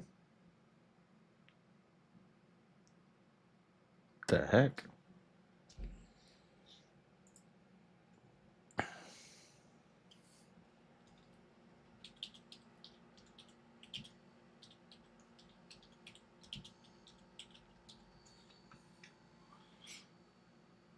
Debating Marxist podcast on Ukraine. Not practical. Mr. Dylan Burns, how you doing, Dylan? Hello. I'm doing pretty good. How are you guys doing today? Doing good, man. Thanks for coming on and chatting with us. Happy to be on here. You guys have a lot of amazing guests here. Even though I probably don't agree with you guys on everything, I'm always surprised by the productivity usually of the show you host here, even with people you disagree with, which is one of the reasons I wanted to come on. Well, thanks so much, man. That really means a lot. And I can't say we've always kept it 100% classy or productive, but we try our best to make this a space for, real productive exchanges. And especially when we're talking about such a serious issue, like obviously what's going on in Ukraine and Russia with the conflict is so tragic. It's an absolute humanitarian atrocity. And I mean, I think that, before we get into our disagreements, we can obviously agree about that. It's horrible. It's tragic. We both want it to end as soon as possible. This isn't some sort of debate me, bro, fucking performance art that we're doing for sport. Like, no, we actually want to have this conversation because we really care about the substance here. We really care about the lives that are at stake here in this devastating conflict and, hopefully resolve it as quickly as possible. Really excited to have the conversation. Hopefully it's productive. Hopefully, we can find some common ground, but either way, welcome to the stream. Glad you're willing to engage with us. Glad you were wanting to engage with us. In fact, you reached out to us, I'm guessing after you saw our video with Kyle Kalinske on the subject matter. No, I did not see your video with Kyle Kalinske on the subject matter. It's just a lot of my people kept telling me to come on the show because they were people like, hey, I like the Vanguard, but I disagree with their Ukraine takes. I think I want you to talk to them about Ukraine takes. Or I want you to talk to them because I just want to see somebody who's been on the ground talk to them, stuff like that. I've gotten messages from my community asking me to come on. Gotcha. Well, before we do get into all that, can you just introduce yourself to our community in case there's anyone that's not familiar with you and the work you've done, including the literal on the ground reporting in Ukraine? If you just want to, discuss that a little bit, talk about the work that you've been doing. Sure. So my name's Dylan Burns. Before Twitch streaming, I was involved in a lot of local politics in the state of Maryland. I ran my mayor's mayoral campaign.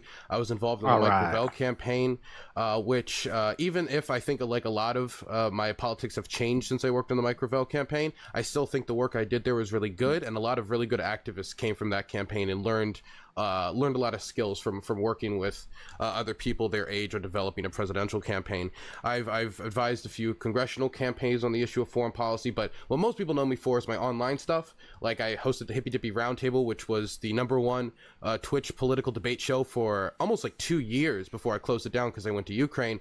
But most recently, what I've been focusing on is war journalism, interviewing civilians on the ground about their experiences in Ukraine, interviewing soldiers about the type of help they think they need, and what's it like to fight in combat. Again, what about the Russian side?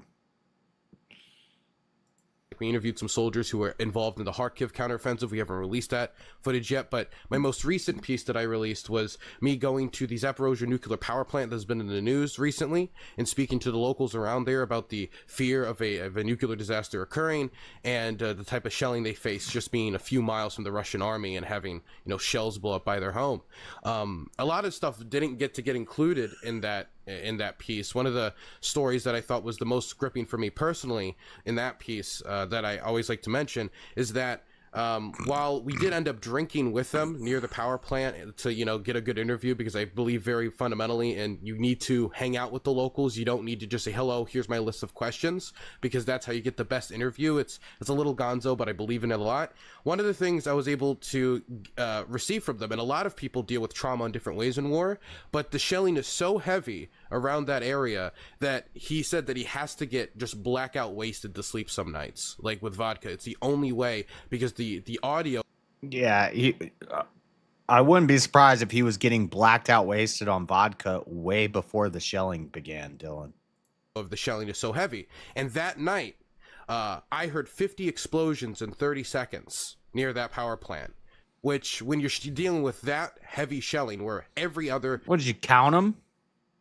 1, 2, 3, 4, 5, 6, 7, 8, 9, 10, 11, 12, 13, 14, 15, 16, 17, 18, 19, 20, 21, 22.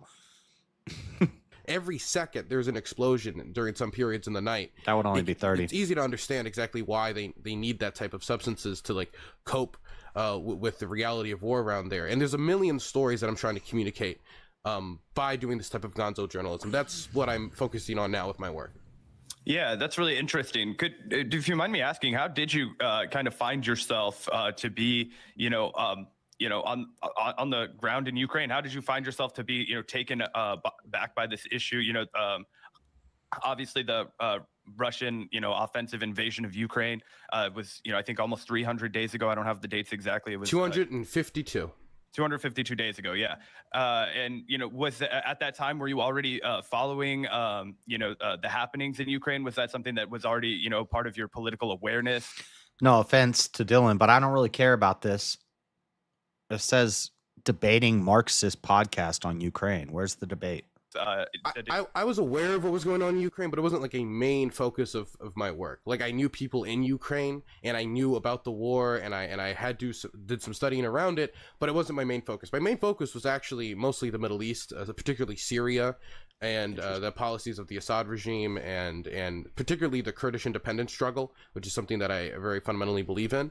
But once the war happened, I started to cover it and my views just skyrocketed. It was insane. It was like out of nowhere, nobody wanted to talk about foreign policy. And then the next day, everybody was a foreign policy expert and everybody wanted to watch. I don't know if you remember this, but remember when the first few days of the invasion, every Twitch streamer, every streamer wasn't reacting to content or videos. They were just watching the Kiev live camera, which was broadcasting 24 hours what it was like in Kiev, just waiting for an explosion, just waiting for something to happen, like Russian troops to just storm into the capital so they could see history live. And me, like everybody else, I covered that. And I felt weird because I was making a lot of money, but I'm 21, right? I'm a young guy. When I make $10,000 in a month, that's a lot of money to me, right? That's a lot of money. And that's the type of money I was making at that time. But I felt weird because I was making all this money as tanks were exploding and people were dying. And I was just reacting to that. I'd be like, man, that's a crazy explosion. Thanks for the $20, Black Ebony. I appreciate that. Thank you, 42069, weed lover, smoker, poggers, 92. Yeah, now let's get back to this torture video, right? It's like, it felt a little immoral. It felt, you know what it felt like? I felt like I was like the director of almost like a snuff film, which it felt weird to me. And so I decided that people had trusted me with a lot of money, so I took my... That's based. I agree. You just sit and watch it all. Just sit and watch hours of... I don't know. That's like why I don't just sit and watch videos of the protest. I want to go to the protest. I want to talk to these crazy bastards. Savings, along with the money that I'd made, and I spent about $20,000 to $30,000 to go to Ukraine, get a camera crew, a small one, not a big one because I couldn't afford it, learn the ropes and help with aid in any way I could. which included like the delivery of Starlink and stuff like that I was involved in. And I believe more in the work that I'm doing now than anything I was doing beforehand. I felt very I feel very passionately about this, and so the Starlink thing is something I need to look into, because I feel like that's an argument for my side. What was I writing here? 1997.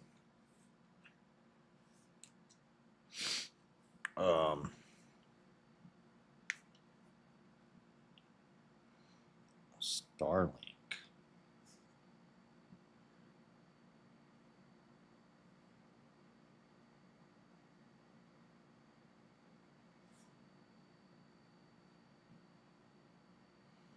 But now I think maybe they're not upkeeping it, and he has a problem with Starlink now.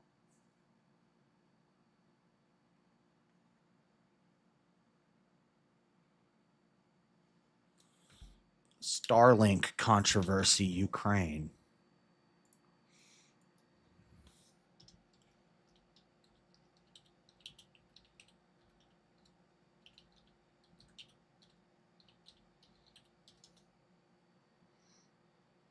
Starlink SpaceX's unprecedented monopolistic control over vital military communications. It features 3 major flashpoints.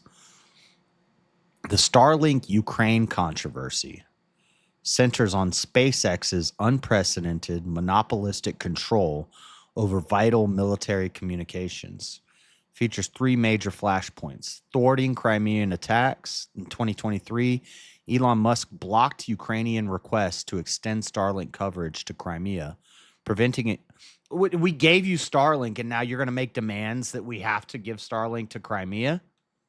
Preventing a Ukrainian drone strike on Russian warships. Musk cited a desire to avoid complicity in major acts of war and concerns over escalating the conflict. Seems like a good reason. He's like, I gave you Starlink already. Now you want me to use it in Crimea so you can send drones to attack Russians? I think not. I mean, and so you're mad because he didn't help you in the war, but he gave you free Starlink so you could have internet while you were being bombed. But then you complain when he doesn't use it to help you in the war.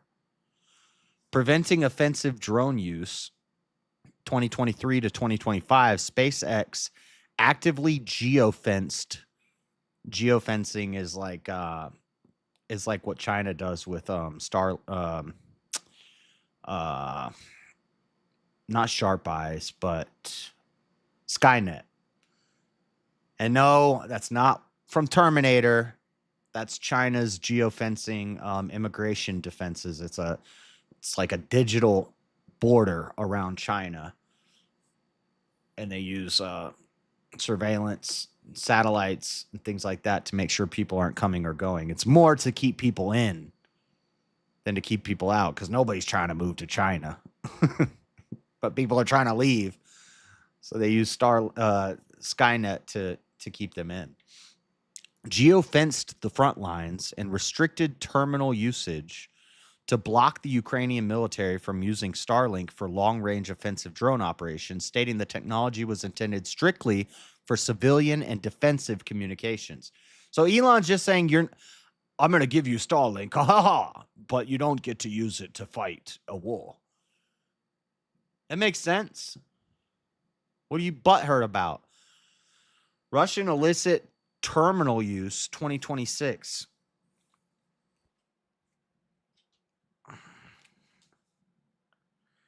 Only for civilian and defensive communications.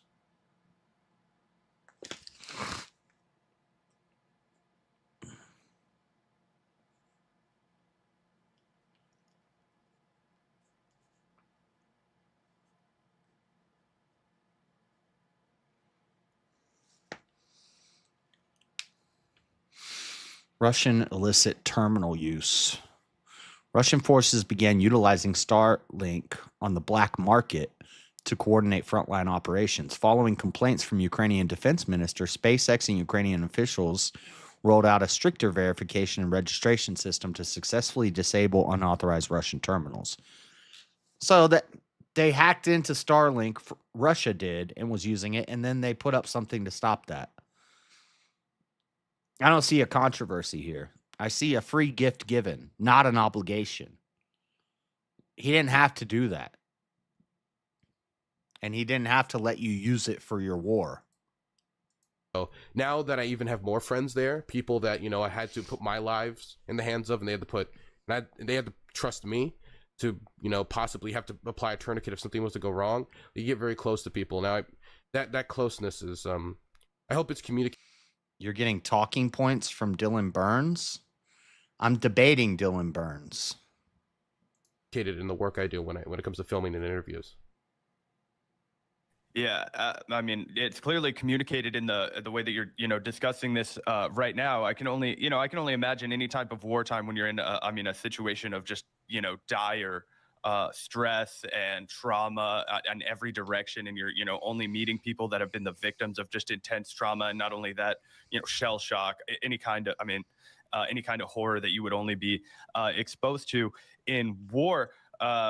Yeah, I mean, and that's one of the things that I think Gavin and I both really want to stress when we have our, you know, policy disagreements on this. And obviously, you know, emotions will fly. This is you know, an internet show, but I think that Gavin and I really have like an issue with the coldness that's been put at the forefront of a lot of the skepticism of U.S. aid to Ukraine, particularly because, I mean, I'm sure you're aware, Gavin, and I have just a skepticism of any U.S. involvement in providing aid in any situation. Here we go. But I do think that oftentimes when that skepticism is relayed, people do so with the like intent of getting the like adulation and the applause of the like Putin is based in owning the libs kind of clicks. And I want to make it like just very marketable online when you get to be when you're the contrarian man, dude. It's the easiest position in the world from an optics point of view. Bullshit. Anybody who was pro Putin at the beginning of this war was getting banned. It was not profitable to be pro Putin. You would get your shit shut down. Paxson and all those guys that, you know, take their shirts off and, you know, just, yeah, absolutely. But Gavin and I just want to set the table with making it clear that's not our position at all. You know, I think that, you know, the Russian invasion is entirely indefensible. And I just know how close you are to the people that are impacted by this, which is why I wanted to make sure that we'd like start this conversation off by saying that is absolutely like not our position. Yeah, I mean, I've seen a lot of this aid delivery. I've seen a lot of people do this in the Elijah did this with Destiny. Now these guys are doing it. It's like, it's because it's not profitable to be pro Putin. When was this? 3 years ago. 3 years ago, you could get banned for saying anything positive about Putin. So everybody comes out in these debates and they're like, I just want to make it very clear. I am not pro Putin. Okay. I am not justifying what Russia did and what Putin did. I'm not pro Putin. I don't have to do that. And I'm not going to do that. I don't have to. I just want you guys to know I'm not pro Putin. I'm not. Well, I have said things like JLP says, Putin, Netanyahu, and Trump, the dream team right there. But no, I don't have to disavow Putin and Russia because I'm not arguing for which side is right in this. All I'm arguing is that it's not my responsibility or my obligation to take care of Ukraine. And by my obligation, I mean America. Because I am America. You are America. All the viewers, everybody sitting watching at home is America. And if you say USA is obligated to support Ukraine, you're saying all of us in this YouTube chat who aren't foreigners should be paying a percentage of our weekly pay to support Ukraine. I can't even support myself. I'm just kidding. I can support myself. But if I had a big family, I don't make enough money to support my family, and I got to support some people in Ukraine. No. Delivered. And it makes also, why are we doing this debate in 2026 when the war's about to end? That's one thing I'm going to ask him. They're saying the war's about to end. Putin is saying the war's over. So you're saying in perpetuity we're obligated to support Ukraine? For how long? When does it end? Because of what? Because we made them give up because Clinton signed something to get them to give up their nukes in 1994? We have to take care of them forever? No. A very, very measurable impact. I remember seeing like American field rations and it says like it has like the symbol of the United States on it. Beets are disgusting, Auntie. One time I went to a salad bar at a restaurant and I love canned cranberries. Thanksgiving, anytime. I love canned cranberries. And so I was at the salad bar and I put a bunch of beets on my plate. And I came back to the table and my mom looked at me kind of weird. And I sat down and she's just watching me eat. I didn't realize at the time why she was watching me so strangely. And then finally I cut into the beet and take a bite. And I'm like looking happy. I go, and I spit it out. And she started cracking up laughing. And she's like, you thought that was cranberry, didn't you? And I was like, yeah, I thought that was canned cranberry. She said, no, those are beets, dumbass. She was watching me because she knew I didn't know what the hell they were. It was not the flavor I was expecting. I was very disappointed. Being eaten by soldiers and thinking like, I'm thinking about the state of a lot of old military rations, definitely in this part of the world, and the type of food they would be eating otherwise. And like, wow, this is having a measurable impact. Yeah, it was most aggressive for me, like when I was around Kharkiv, seeing like body armor that we had funded be used by aid workers to deliver more aid, when a lot of aid workers are getting torn to shreds during aid deliveries because they have to deliver it to people who live in basically like a no man's land. And the people who live in no man's land the most are also the most vulnerable, because it's usually the elderly, it's usually people with nowhere else to go, it's usually people a lot of disabled people, unironically, because they just like, who's gonna go get them if they don't have any family member to come get them, and like they have all their belongings there. And usually disabled people in this part of the world are very poor. They're usually part of a lower class generally because of like how. That's sad, but I can't let him narrative build like this. Anytime he starts to narrative build and pour out these emotional, heartfelt stories to the audience about how sad it is that all these poor people are getting wiped out and destroyed, I have to just say, you did not go to Russia.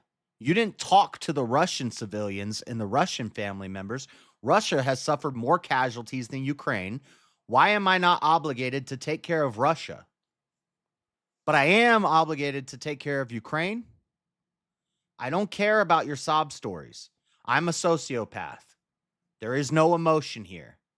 This is simple logic. You're obligating me to pay money to take care of another country. By how? And what is my money going to? It's not all going to humanitarian aid. It's going to weapons. They want nukes on Russia's border. Throwing money at them and throwing weapons at them and defenses and putting boots on the ground and information and technology to enable them to continually go to war with Russia leads to more war and more people dying. Trump has withdrawn support and funding, and the war is ending. Shocker. You don't just throw money and weapons at the problem. The problem seems to solve itself. Seemed like when we were supporting them more, there was no end in sight. Now that we're supporting them less, it's almost over. And that's according to experts. That's according to Putin. Now, Putin is lying, saying that Russia won the war. That's propaganda from Russia. Of course, they're not going to admit defeat. Never admit defeat. He's taking a note out of Trump's book. Never admit defeat. But regardless of who he says won, the war is ending. Straight out of Putin's mouth, the war is ending. Trump is saying the war's coming to an end. Zelensky's saying, everybody, all the experts are saying the war's coming to an end, and Russia took an L. Russia took an L to Ukraine. If this is over, why do I need to continue supporting them? And if when we were supporting them, it was worse, where's my obligation? I have none. Like economics works, sadly. But just the desperation that is relieved by a lot of this aid is having a real impact. And so I think when we talk about this aid, I think a lot of people just see dollar signs, when I think a lot of times we should be talking about the human lives that is also impacted. Yeah, well, just to also clarify, in no way am I against the U.S. sending like food or rations or any sort of like non-lethal aid. Like, I don't think that's any issue at all. I don't think that's escalatory with Russia. I don't think that that's even if I accept, I will say, yes, that is a virtuous thing for us to do. That's if we have abundance and we have the ability to do it, we ought to do it. But there's no obligation. We don't have to do it. We're doing it out of the kindness of our hearts. Do I think we should even be doing that? I don't know, but it doesn't matter. Whether or not I think we should or shouldn't doesn't matter. The question is, am I obligated to do it? No. It might be nice. Maybe it's a nice thing to do. Maybe it's kind and caring and loving. Sure. But do I have to? No. You can't make me. In fact, if you try to make me, you're the one being unvirtuous. If you're trying to force me to take care of people I can't afford to take care of, then you're in the wrong.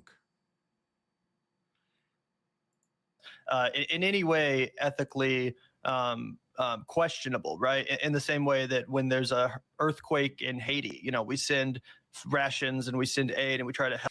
That's what the prompt of the debate is, Tar Baby Yoda. The prompt of the debate is the U.S.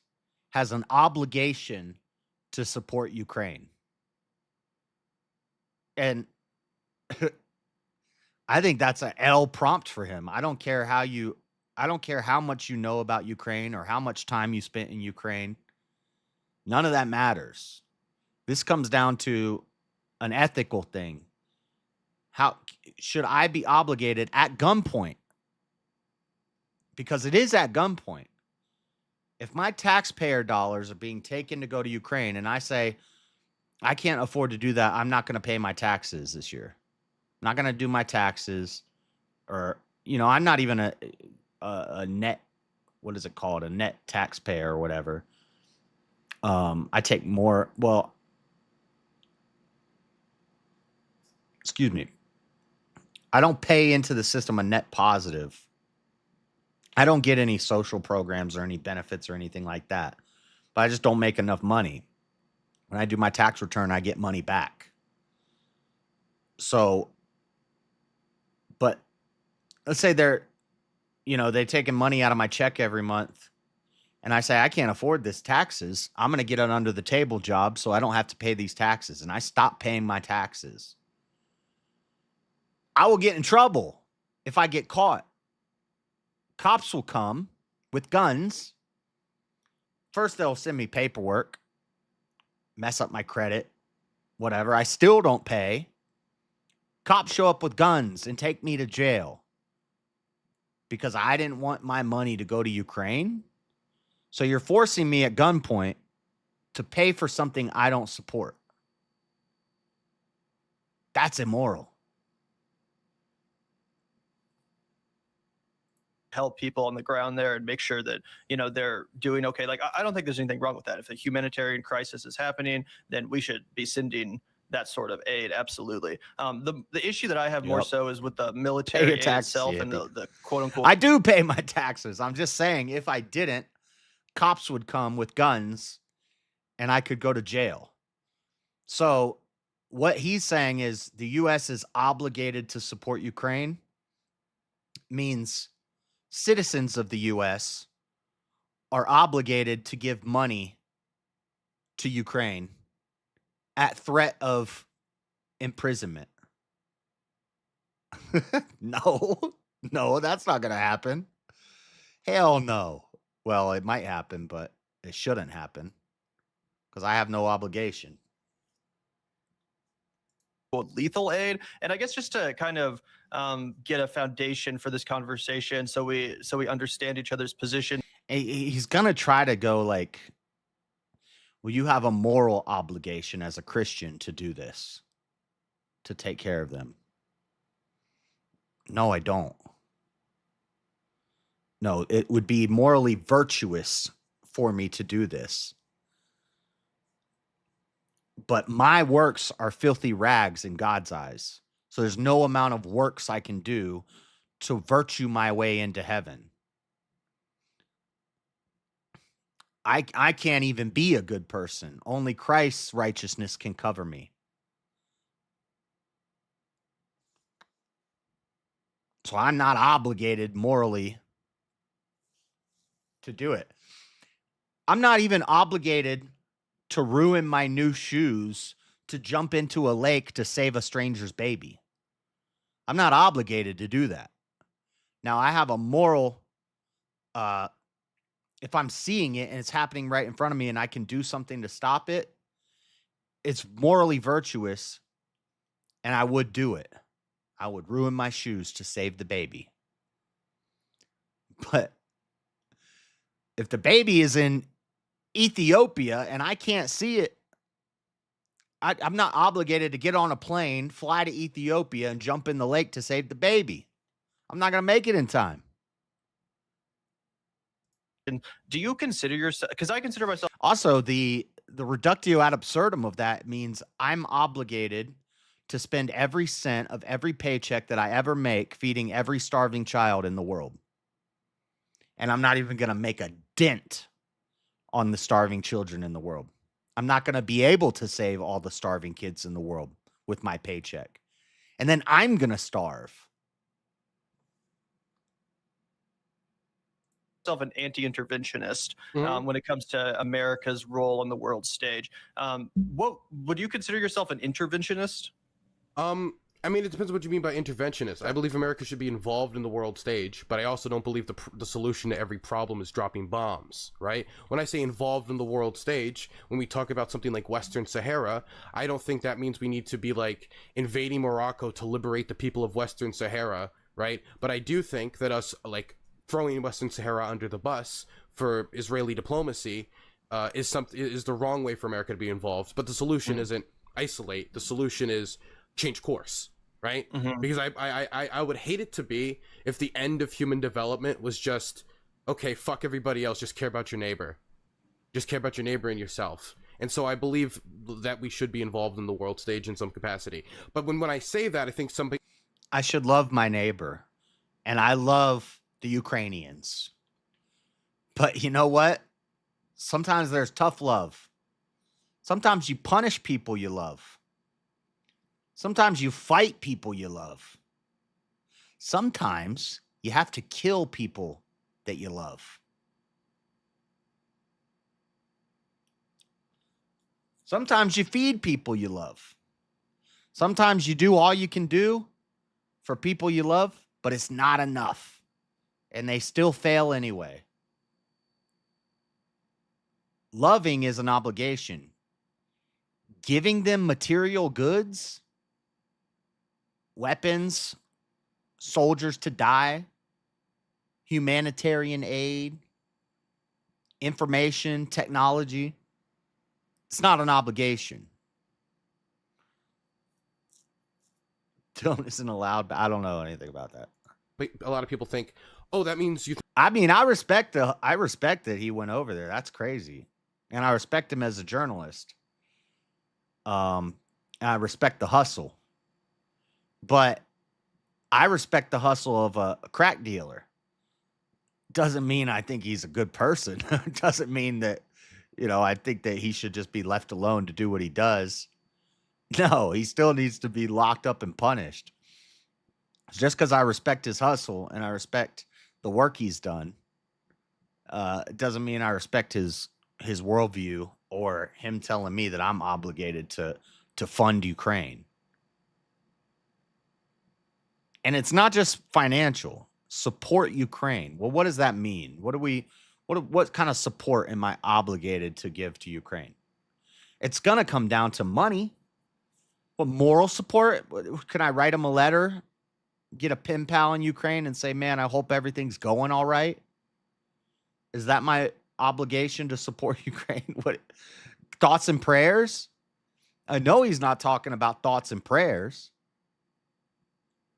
He might win the debate if he can say you're morally obligated to send them thoughts and prayers. And I'm going to be like, oh, shit.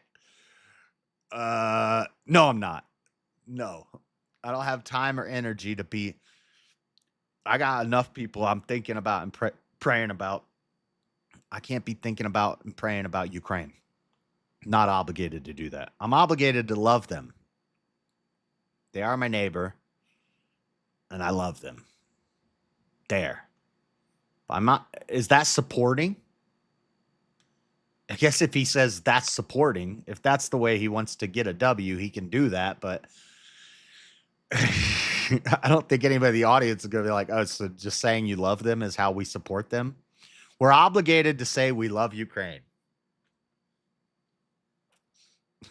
Okay. That's what we're talking about. Then I guess I'm taking an L.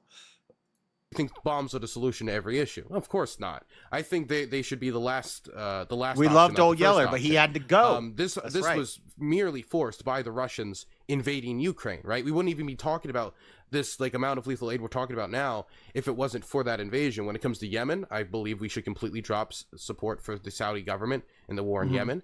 I believe that we should stop sending aid to Israel until they stop West Bank expansion at the very least. That's the bare minimum when it comes to aid to Israel. I believe that the United States was wrong to invade Iraq. I think a lot of people perceive me in a certain way because I'm focusing on a war where I think we should be involved in right now, and so they kind of put me in a box. But generally, when it comes to American military intervention around the world, it's not right now because you're still saying we should be supporting them 3 years later. I wonder if they would have asked Dylan right now in the heat of the Russia-Ukraine situation, if they would have asked him, okay, but how long do we need to keep supporting them? If he would have said 4 more years. When does it end? Because this is 3 years ago. He's talking about we need to support them. Okay. It's in the heat of the moment. You're a little emotional. You just came back from Ukraine. I get it. And even if I concede in the debate, if I say there was a time when, due to deals we made and the influence we had on NATO, which a lot of people would argue America had a lot to do with why this war started, maybe we did have an obligation to help them out in the beginning, but not anymore. How long do we have to keep supporting them? If the war ends, do we still need to continue to support Ukraine just so that another one doesn't start in 4 years? Are we going to be supporting Ukraine 20 years from now? When does it end? We're obligated in perpetuity to support Ukraine? What happens if tomorrow Ukraine does something wrong? Well, then we're not obligated anymore.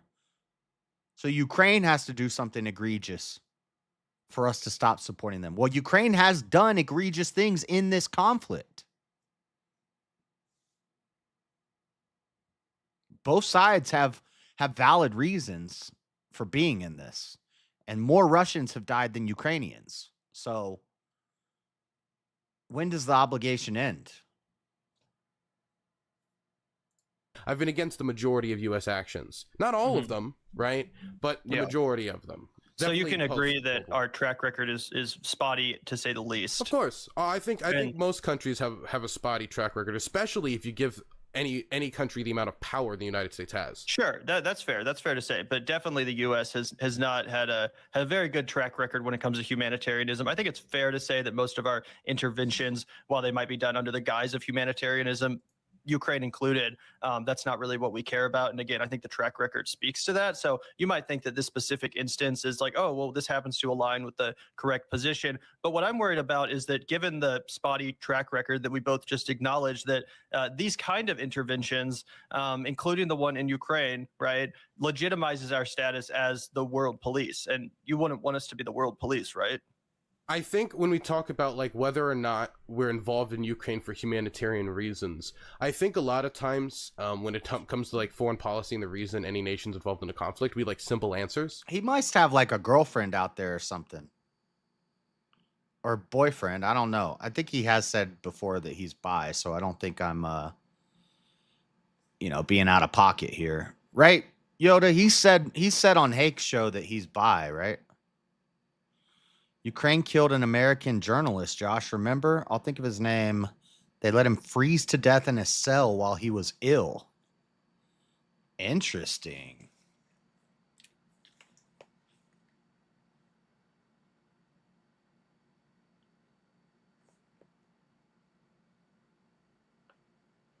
Can you find the name for me real quick? Well, I'll find it in a second.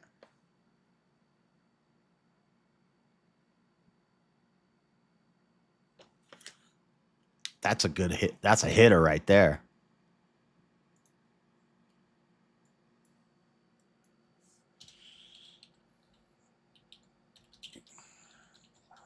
American journalist to freeze to death. 1930s, no. Claim stems from death of Chilean-American blogger and filmmaker Gonzalo Lira, who died in a Ukrainian prison in January 2024. The official cause of death was pneumonia, but the circumstances sparked controversy and differing narratives regarding medical neglect. Lira was initially arrested by the Security Service of Ukraine in May 2023 for producing and publishing material that justified the Russian invasion. Wow. Where was this person from? Chilean American. A Chilean American blogger. That's why Dylan didn't go to Russia and talk to the civilians and soldiers in Russia. Because if he would have said anything that seemed to support them, he would have been put in prison and died. If he would have said anything positive about Russia and America, he would have got banned on Twitch and Facebook and YouTube and lost his channels. And also, you profited off of this war. Why don't you're obligated to support Ukraine because you profited off of this war. I didn't profit off this war. Why am I obligated to support them? You support them. Not the U.S., you. Just you. Not us, just you. You're obligated to support them because you profited off of it. To do one-sided biased reporting and build a narrative about how we should all be sad about the poor Ukrainians. You send him your money. I'm sure he probably has. He's done things to help. He's been boots on the ground and he's helped over there. Good job.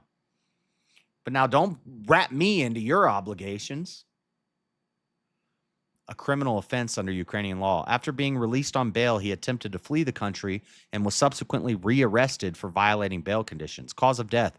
While in pretrial detention in January 2024, Lira passed away at the age of 55. According to letters he sent prior to his death and statements from his family, Lira became ill with bilateral pneumonia in late 2023.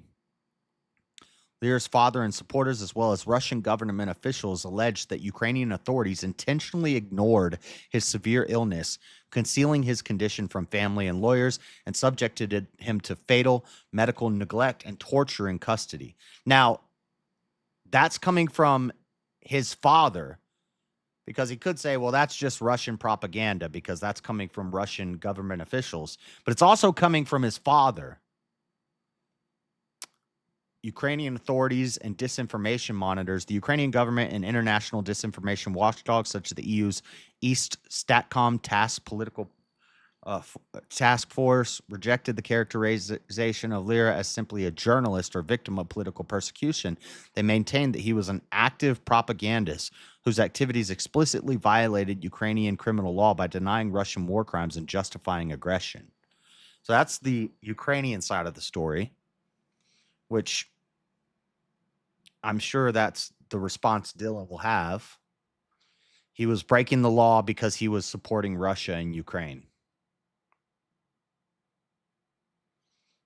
So because an American journalist was doing the same thing you're doing, except supporting the other side, he deserved to die, to freeze to death in a Ukrainian prison?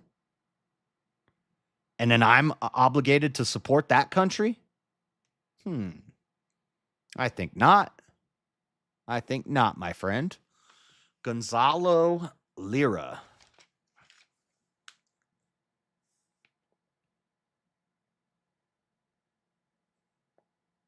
Good one. I like that, Yoda.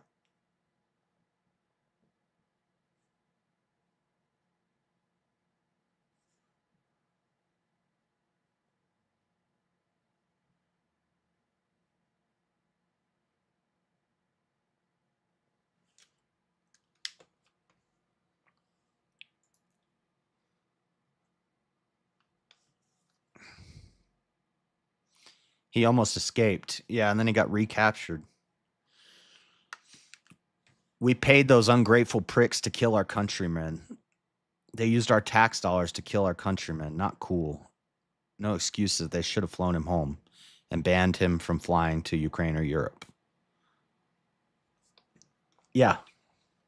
There's a lot of other things they could have done. And in the same way, I mean, you kind of got to respect the country's laws while you're in the country. If Dylan went to Russia and was talking, he was a journalist and he was in Russia and he was saying things that were positive about Ukraine, and Russia captured him and Russia let him die in prison. Like, I would still be mad about it, but like, I'm mad that this guy died, but if you're in a country and you're breaking their laws, you're kind of at the mercy of them. I don't like it, but if they have those sorts of laws, that's not a free speech democracy.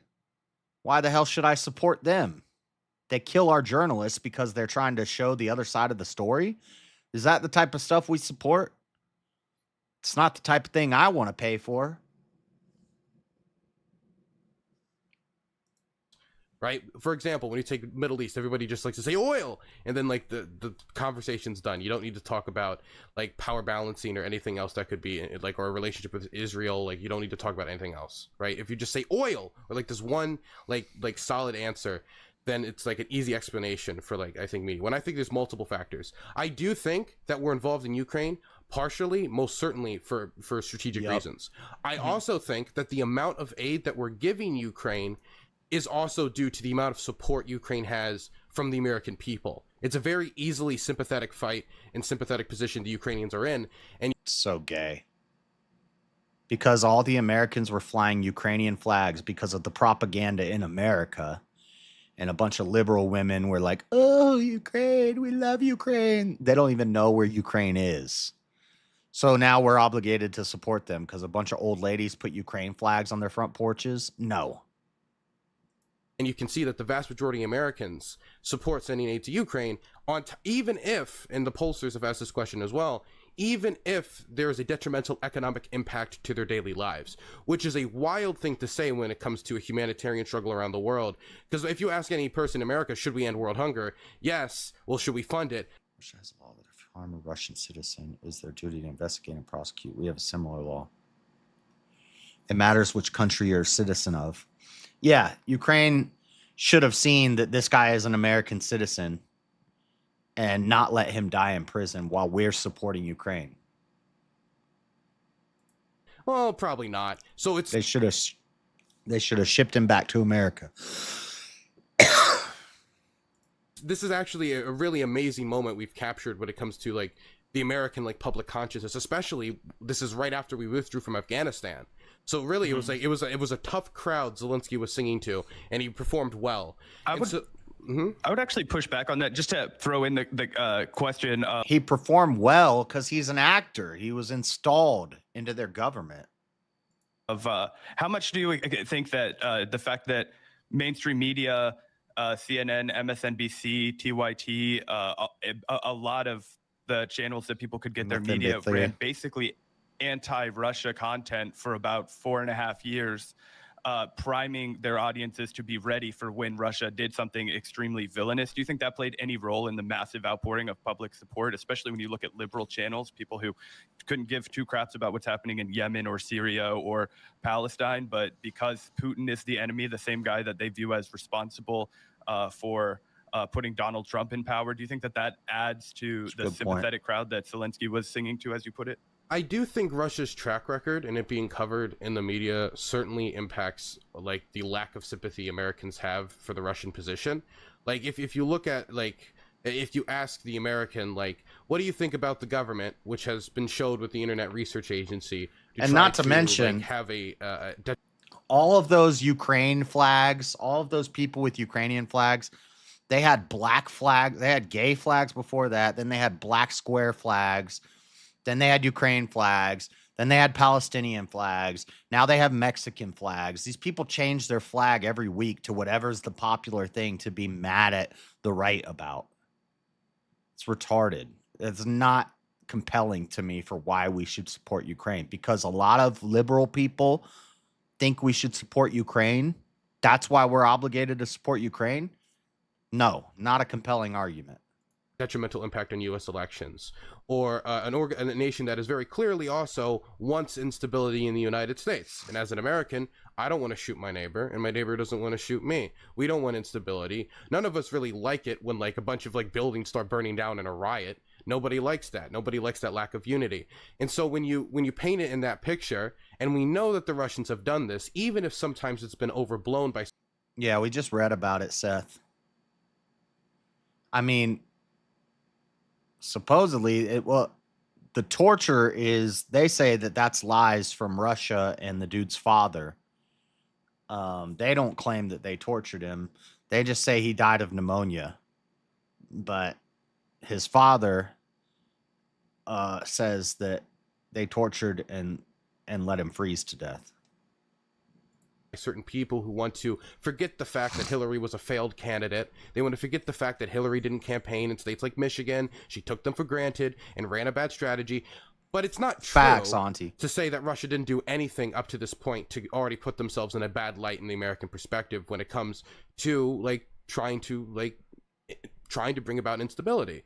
I mean, the fact that they've funded like both BLM and anti-BLM accounts is like, I think both particularly like obvious that they were trying to do something there. So I do think that it might be overblown because people want to make up for the fact that Hillary lost, she was a bad candidate. But I think Russia also, like, they engaged in behavior that would make any American probably upset.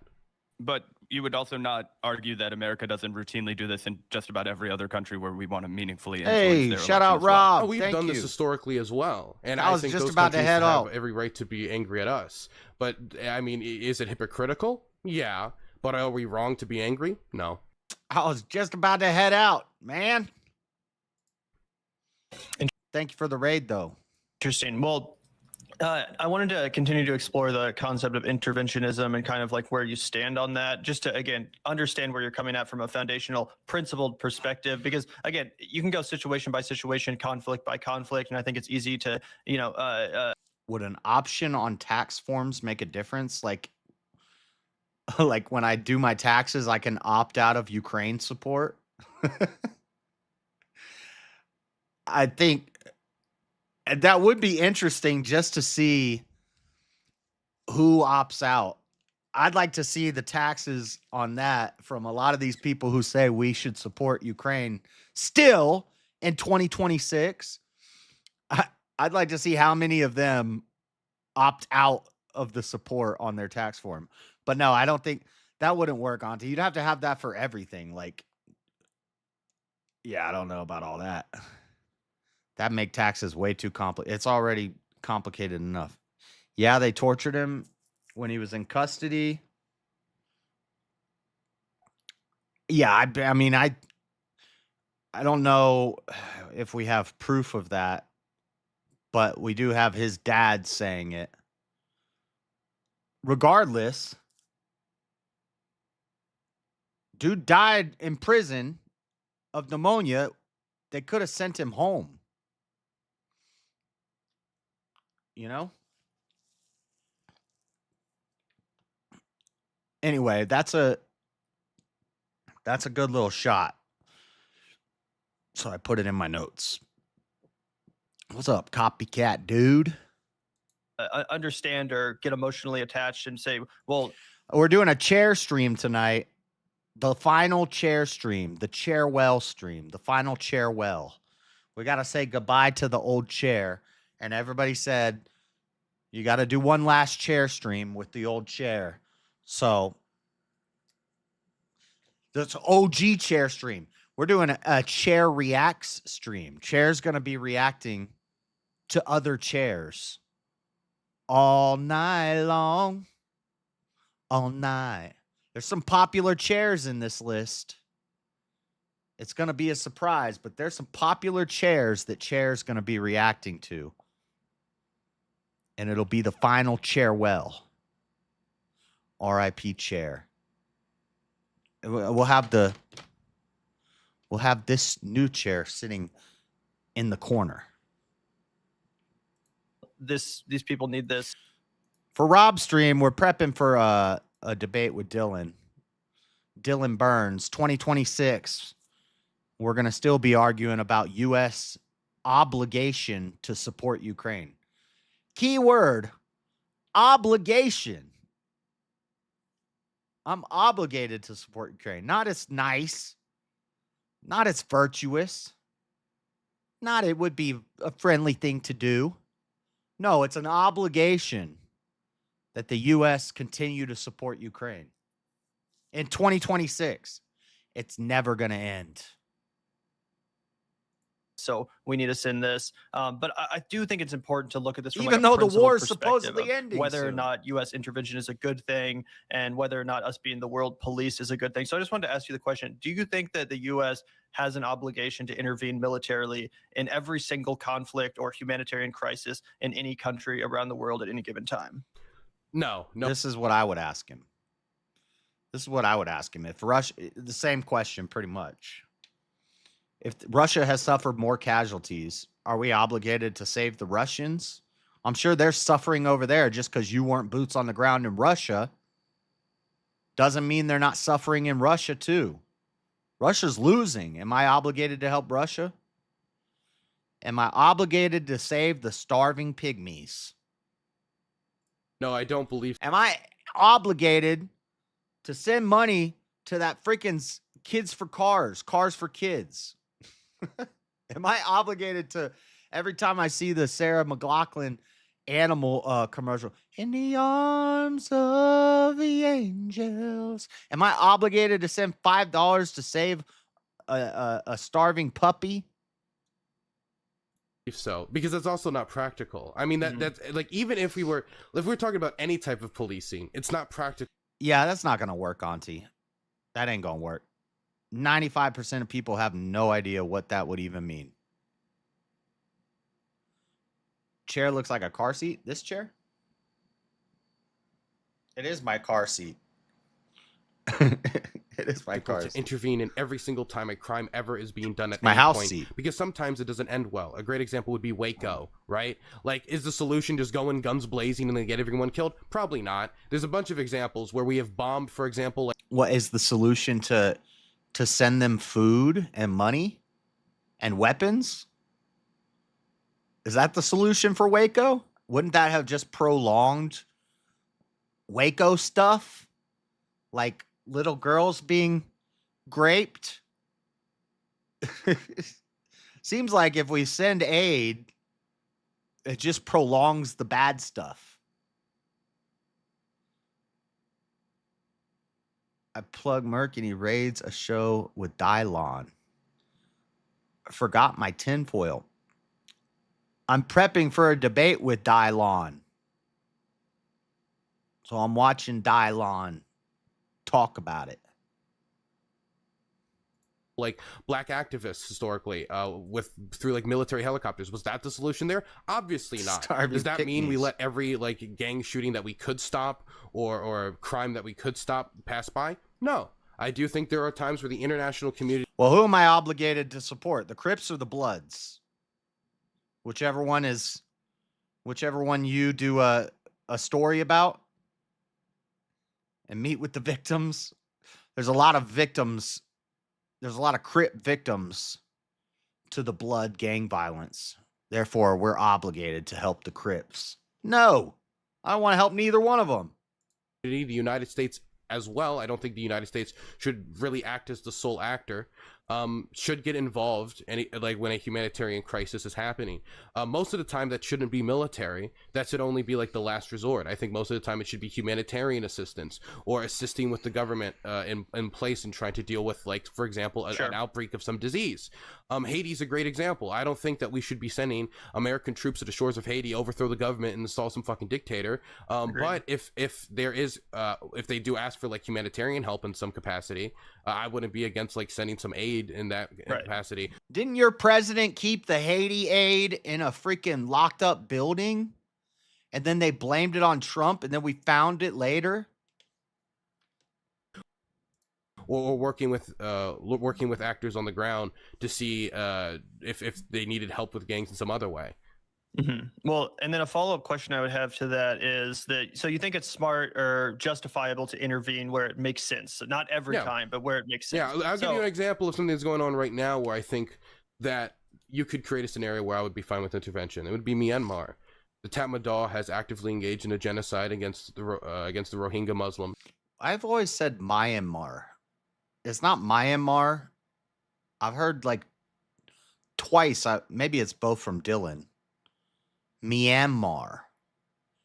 I thought it was Myanmar. I can't read.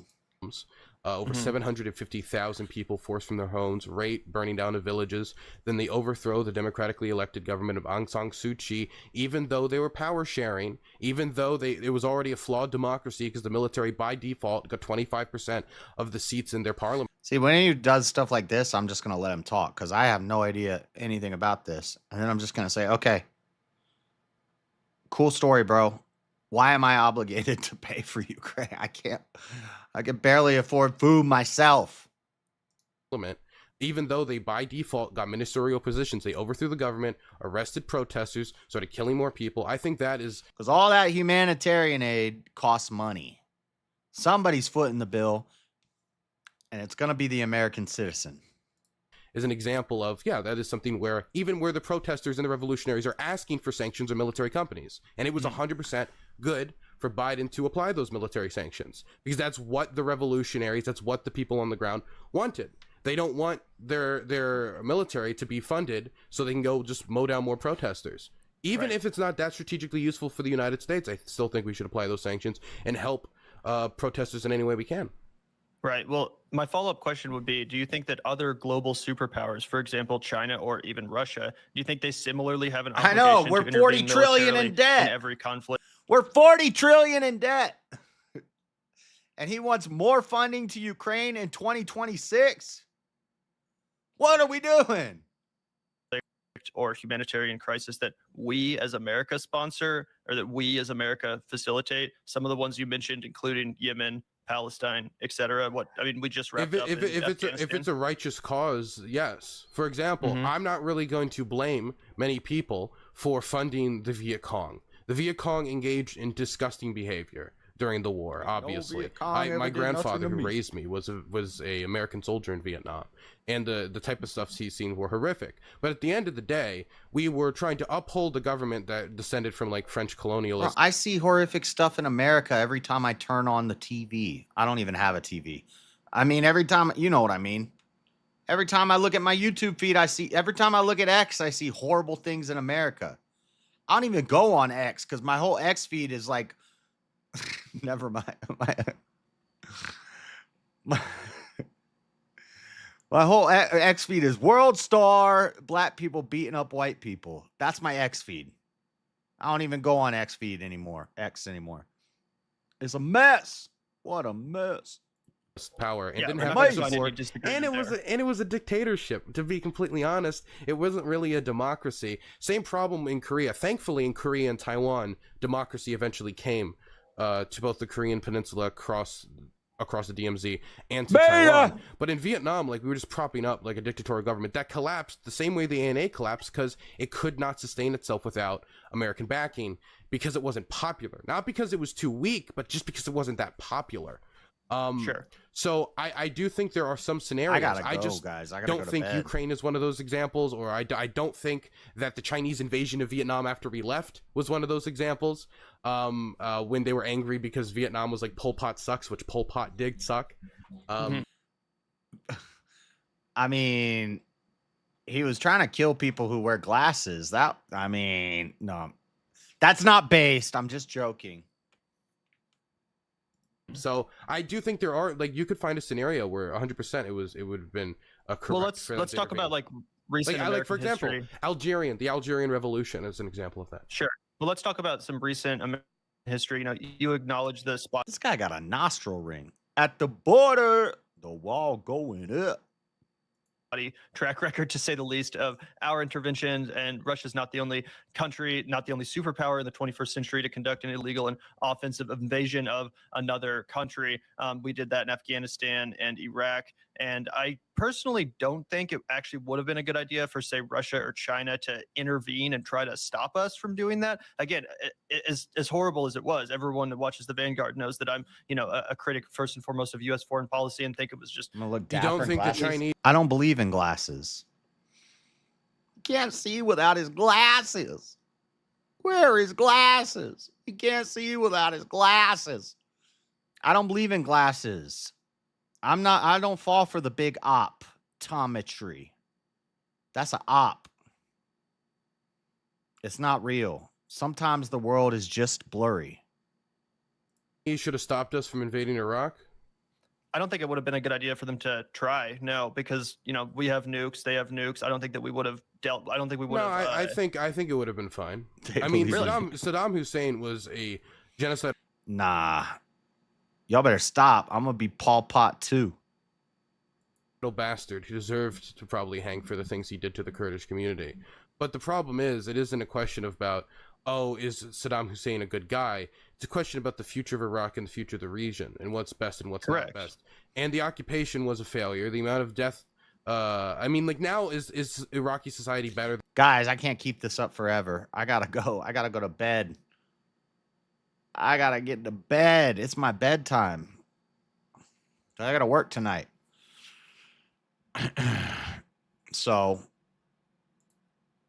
I appreciate Rob for the raid, and I wish I could hang out with you guys longer, but real life stuff. I got things to do. How do I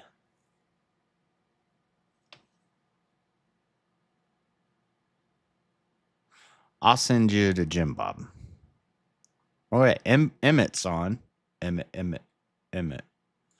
We'll go to Jim Bob. I haven't gone to Jim Bob in a while. We've gone to Emmett a couple times lately. Fuck that. Let's go scooting. We're not going scooting. I'm going to bed. You'll see when you renew that license. I'm not getting glasses. What are you talking about? I have hawk vision. I have like 0 vision. I don't even know if that's better than 2020, but I think lower numbers are better. So I'm just going with 0. I got dang hawk vision. I can read the dang date off a penny from 18 kilometers away. All right? I don't need no freaking glasses. Never gonna happen. I won't do it. I'll just learn to live with a blurry reality.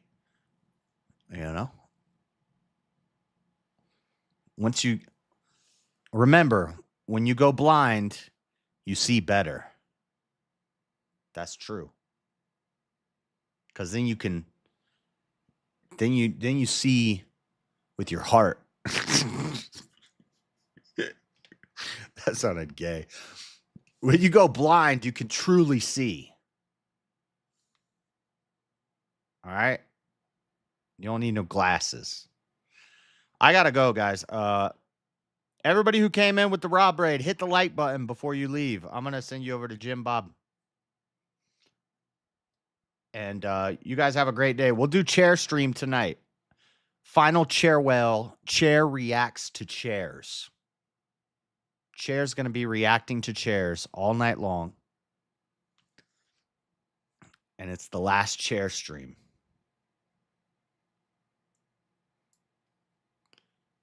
That's the plan. Chair would be cool on a scooter. What? All right, guys. Thank you for hanging out. God bless you. Thank you for the raid, Rob. I'll see you all later. Hit that like button on the way out. We're debating Dylan this coming Tuesday. Next next Tuesday at 8 p.m. Eastern. So that's the plan. That's what's on the schedule. Chair stream tonight. Chat wanted one more. One more. Anybody from Rob's stream who's like, JS is copying Rob with the chair stream thing. I did the chair stream thing first. I'm the OG chair streamer. Better than headaches from seeing. All right. All right, later, guys. Have a good one. God bless. I'm out. Peace.